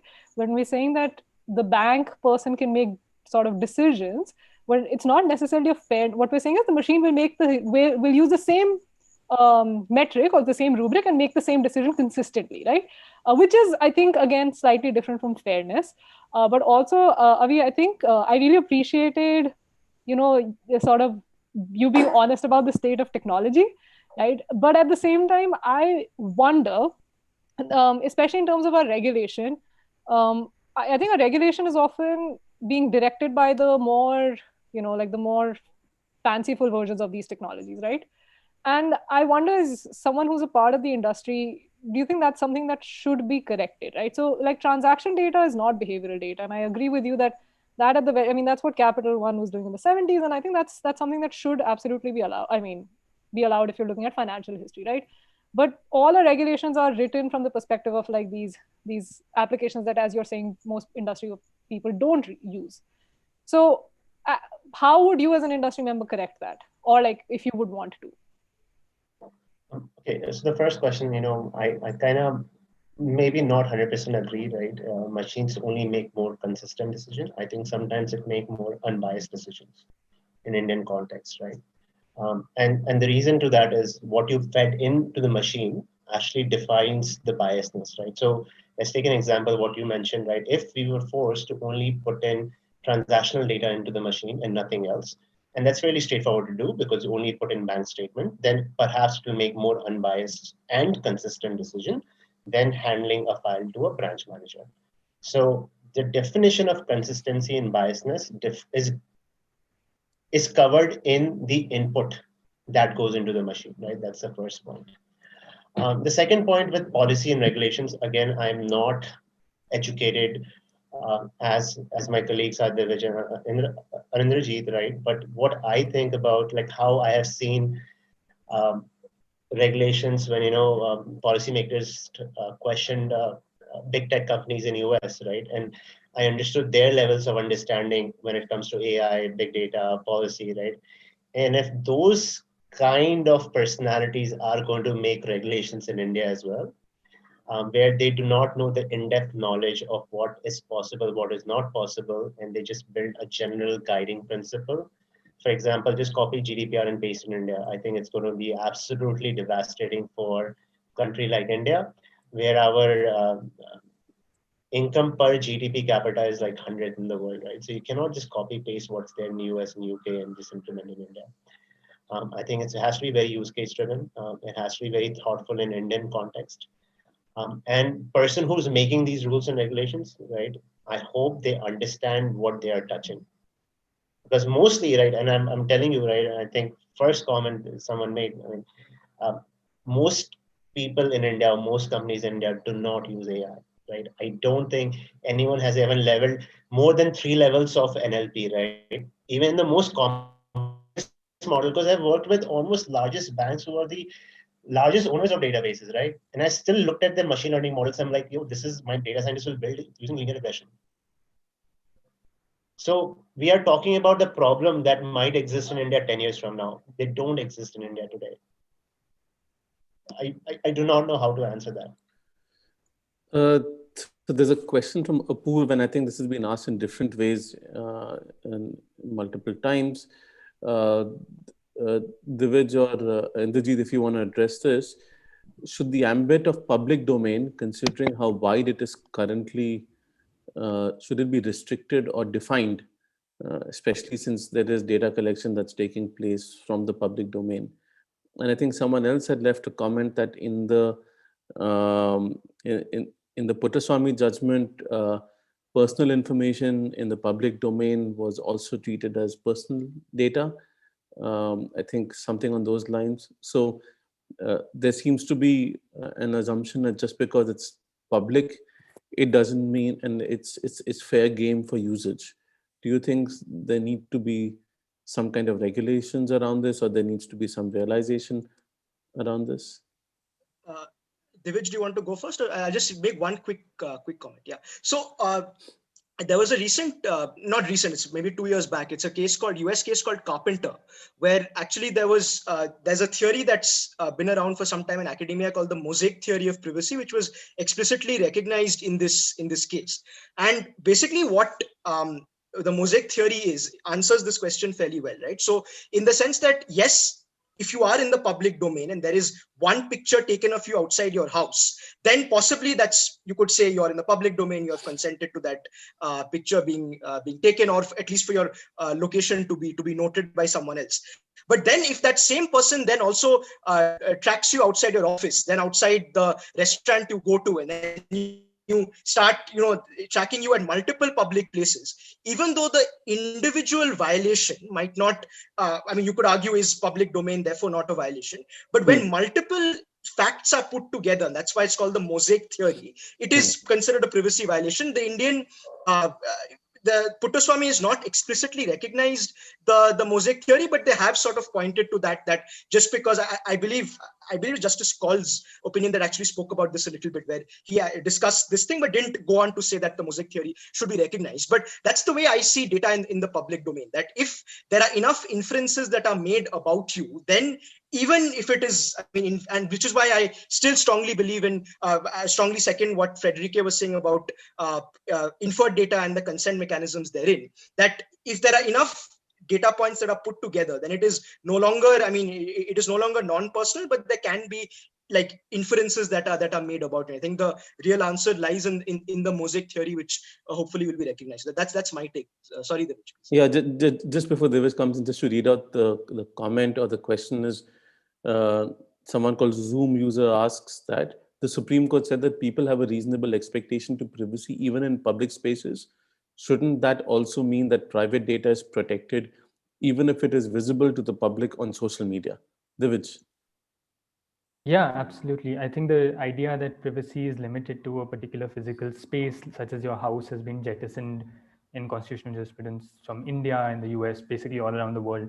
And it kind of like, to add to kind of what Arindrajit said, there's this notion also recognized in Puttaswamy of, privacy as contextual integrity, and sounds a little complicated, but the idea is very simple, right? That you give information, right, or data within a particular context, right, and you expect when that information is being passed between any individuals or between institutions, that context will remain secure, right? That if I'm doing it in a social media environment, that the police doesn't use it, because that's a change in context which is not anticipated. Whether or not that's something that you've done, if you voluntarily put it in a nominally public space, doesn't necessarily make it fair use for everyone. And I think this is at the core of many of the debates that we're having about how power plays out, in the digital world and within digital data. So, and it's particularly important, I think, and this kind of notion particularly comes from digital information, because it allows you to transmit information so easily across contexts, right? So I would highly recommend Zoom user to read Helen Nissenbaum's paper on contextual integrity, which is the foundation of actually a lot of countries' data protection laws today. And it's important to understand why this is, why we need to kind of stop thinking about this public-private divide especially when we're talking about digital information. But Nikhil, I also had one kind of a short statement in response to Abhishek's, him talking about credit scoring, and it's not a field I'm entirely familiar with, but it's interesting, right? That the way this conversation has moved, and it's not really within the domain of necessarily AI anymore, or even about privacy, but it does tell you a little bit more about the role that quantitative data analytics is having in our lives, right? I think the fact that there are so many applications of credit scoring today in India, and that there's been this rapid growth, is whether or not it's AI, whether or not it's something that's really relying upon like a ton of private information or data or whatever, whether it's data heavy. It is a consequential application. It is something that has the potential to cause risk or harm to individuals, right? Particularly because of the use of particular forms of quantitative data analytics, whether you call it statistical, mathematical analysis, whatever. And I think that's kind of one of the aspects that we need to look at. If this is an application domain that's rising so significantly, whether or not it's AI, is it something that's, are we making inferences about people based on quantitative statistical analysis? If so, then do we need to regulate how that statistics is playing out?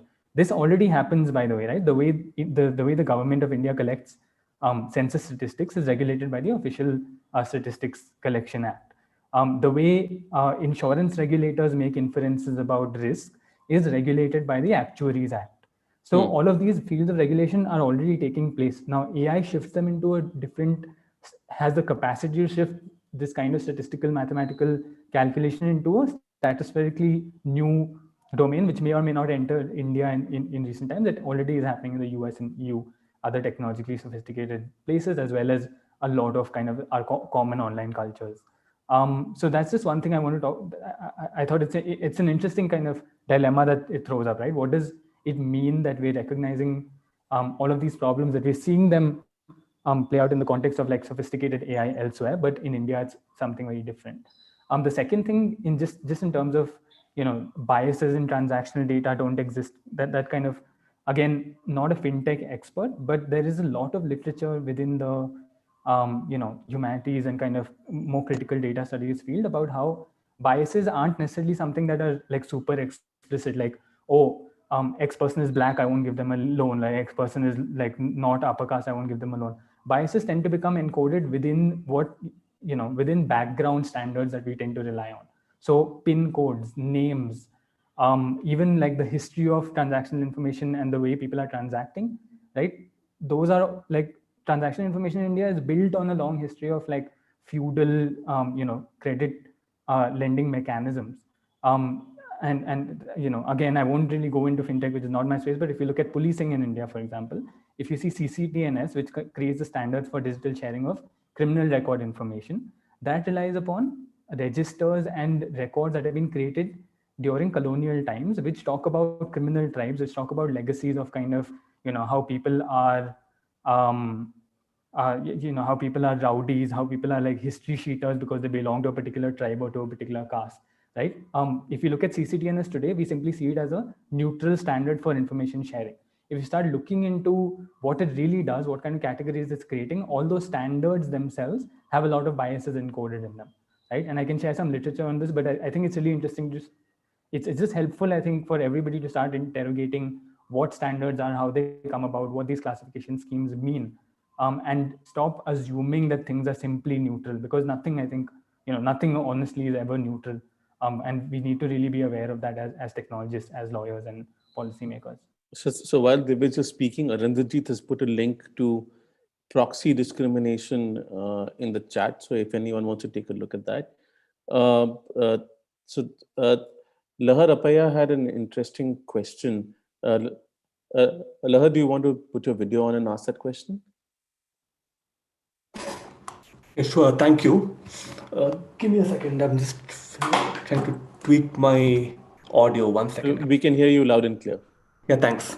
So what I really wanted to ask was, currently, whenever we talk about things like emotional recognition and so on, right?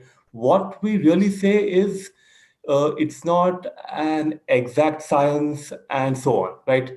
And I think the counter to that is at some point it will become more exact, more specific, right? So at some point we are going to lose the ability to really say that it's imperfect, we don't know for sure, and so on. So my question is really, do we even want to use that as an argument as of now? Or are we looking at other things, right? So for instance, I believe there's a fair argument for, self incrimination and so on, right? Um, so I just wanted to throw it out there and ask whether there are better arguments over there. Who are you asking that question to? Good question, actually.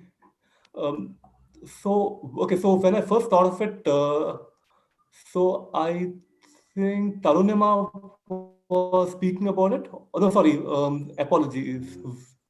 Uh, Hidushi was speaking about it, right? So that's when I asked it. So probably if she has I a don't think Hidushi is perspective there, there, but I'd be. Divij or Arundhati, do you want to take a stab at this? Sure. So this is actually a really interesting kind of topic of contention in when we talk about today, right? Like if you look at, for example, arguments around facial recognition, that it's imperfect against communities of color or particular ethnicities, or it's built for to recognize certain communities better. And especially in advocacy and policy building, you're like, what argument do you want to use? Do you want to say that it's discriminatory because it doesn't work for someone, or do you want to use the argument that this is a kind of a perfect surveillance system that's going to start recognizing particular people more? I don't think that's necessarily the only way to look at it, right? Like I think once again, if you take a step back and you start looking at what are these systems being built for, and who ultimately has power in the situations in which it's going to be used, right?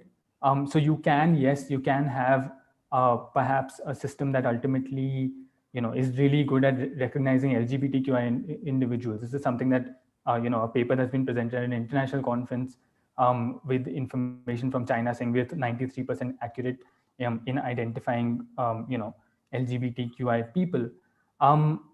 But within that, right, like, and this is why if you scroll up on the chat a little bit, I kind of there's an interesting new law that just came about newish law on how German federal data regulators regulating financial scoring algorithms, which basically talks about the scientific recognition of mathematical statistical procedures, right?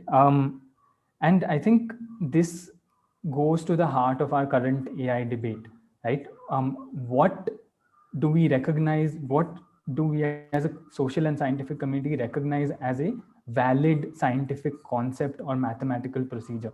Because when we're using highly sophisticated machine learning models and AI models, we're unable to kind of distinguish this long historical legacy of the scientific method and scientific validity from our new methods of calculating particular forms of statistics and probability, and those values which also accord a form of scientific validity through quantitative methods, through like probability or how likely is something to happen.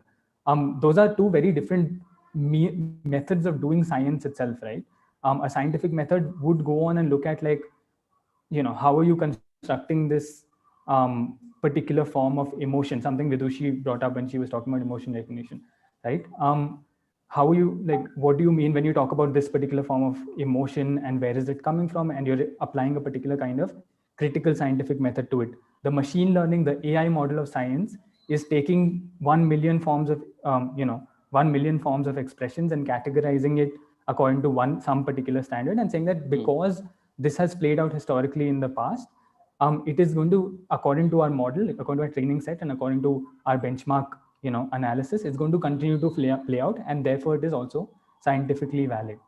I hope that makes sense, in that we're using very different notions of what scientific and mathematical probability really mean when we're talking about these different application domains. And I think it's difficult to come to apart from if you're talking about like advocacy and kind of real politic on how you push back against systems like this, it's difficult to start talking about where you draw the line, or what argument is more valid, whether it's validity or effectiveness. Got it. Thank you. Akanksha, you had your hand up.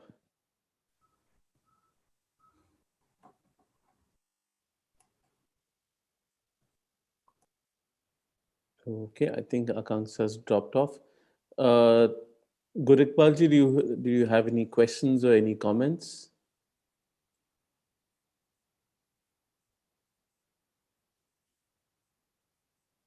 Ekta?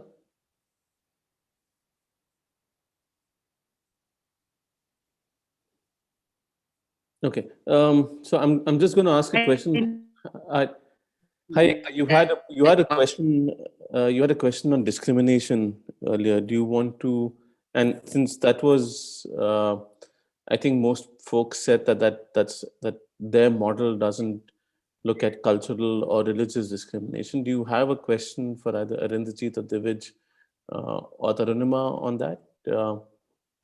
Sure, I do have a question. After that, we did discuss that there are a lot of non-cultural data or non-cultural nuances which may go towards introducing bias in your insights. So, for example, does a Hindu wear a tilak on the forehead, and is that something that the machine can catch? Or does a Muslim person have that mark on the forehead when they bow down for namaz? Right? Do they have that? So there are many distinguishing characteristics in India which are very cultural in nature. And how do they kind of protect against those distinguishing characteristics forming the base for some kind of a cultural bias in their insights?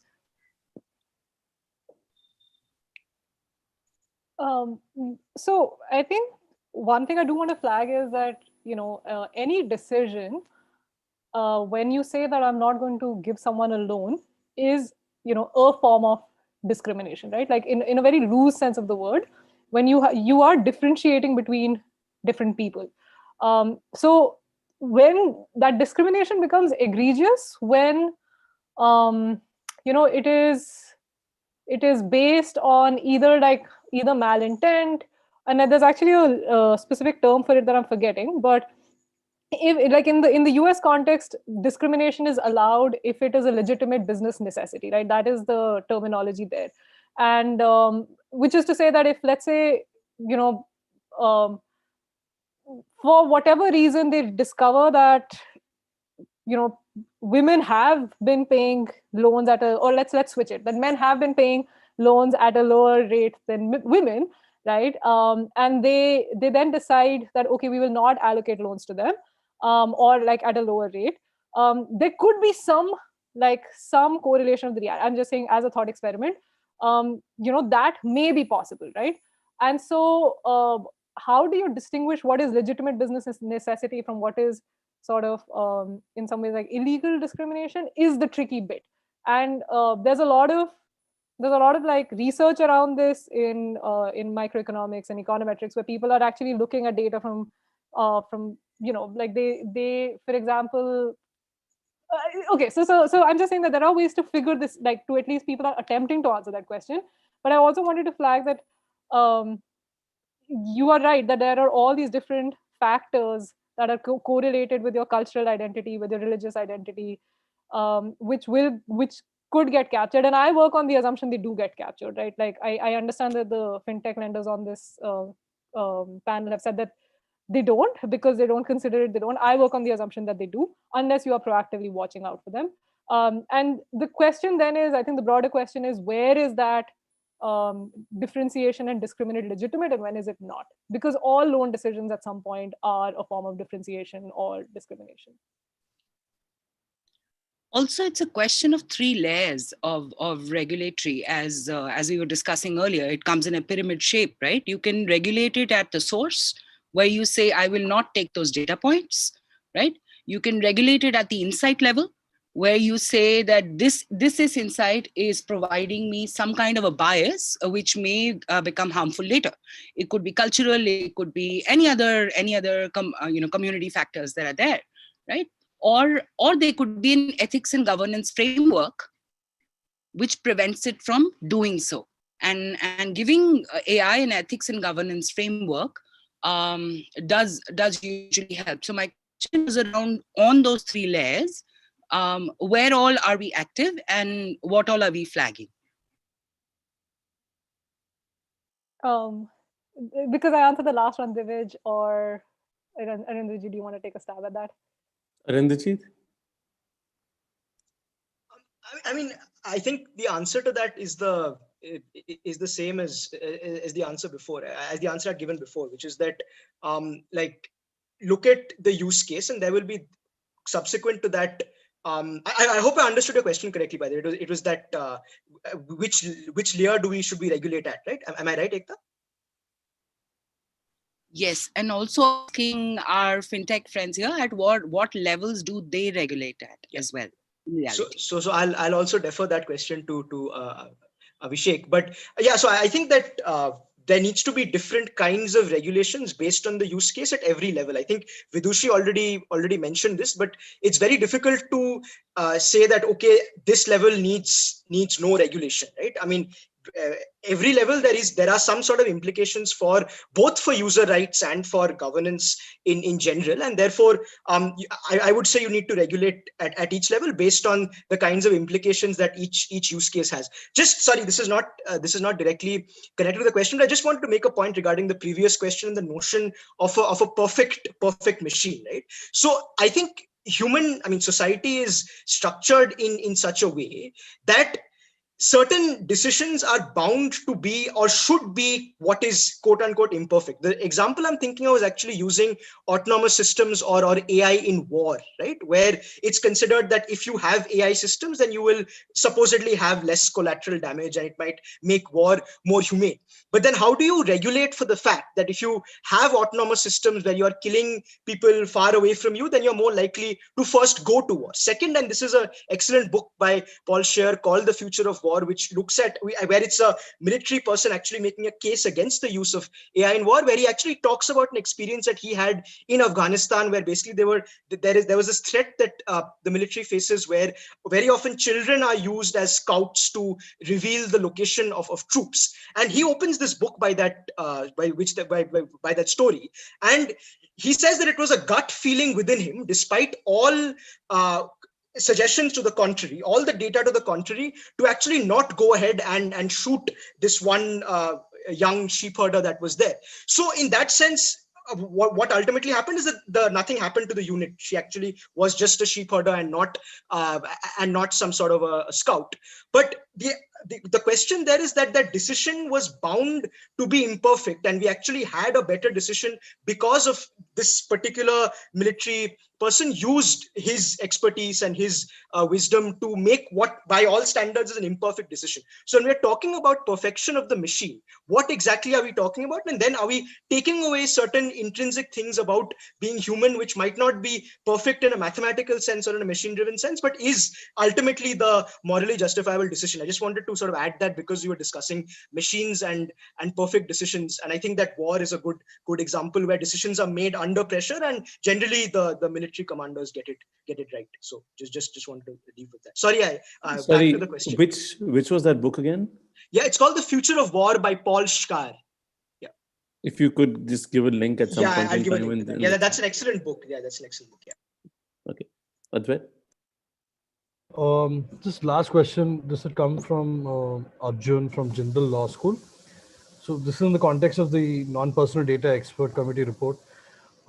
Can data trusts address the power imbalance between individuals and the entities collecting data and using AI? Should data trusts be responsible for enforcing rules and separating the personal from non-personal data before transferring it to a data company or a service provider who requires that data? Tarunima, why do we get your thoughts first? So do data trusts, or sorry, I was responding to, so do data trusts handle some of the asymmetry between individuals and corporations? Is that the general gist of the question? So, I mean, surely what we've seen in Amsterdam, for example, right, where Uber eventually has to share some data with the city because it helps in, first of all, Uber affects the transportation in the city, and it then limits the city's ability to manage or plan around or forecast what its transportation needs are going to be, right? So in that sense, of course, having some information out will reduce some of the asymmetry, but the question is to what is the purpose of doing that, right? So in the Amsterdam case, the idea was to basically help the city in its governance. I think what happens with something like, say, credit scoring, and this is something that this is not just with credit scoring, this was actually the argument that North Point had also made in the ProPublica case, when ProPublica, which was the American organization, had pointed out that its recidivism algorithms that were being used for pretrial bail assessment were disproportionately, giving unfavorable results for the Black population. And there was this whole question of, can you make these systems? I mean, why is it a proprietary algorithm? Why is all this data, the public data, eventually being held by a private entity? One of the things that they said was that if we make the algorithm and everything open, people can game the system, right?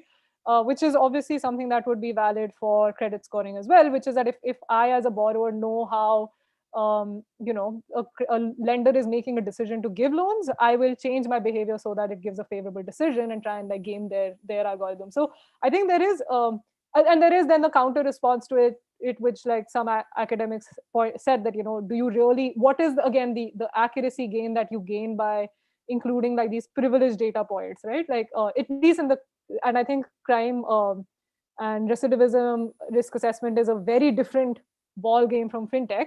But at least in that case, because it was such an important decision where explainability and transparency was important, there you could make it, like the academics made an argument, is the proprietary nature of data and algorithms in that case even worth it? What if you use variables that can't be gamed? So let's say your education level, and see what that gets you, right?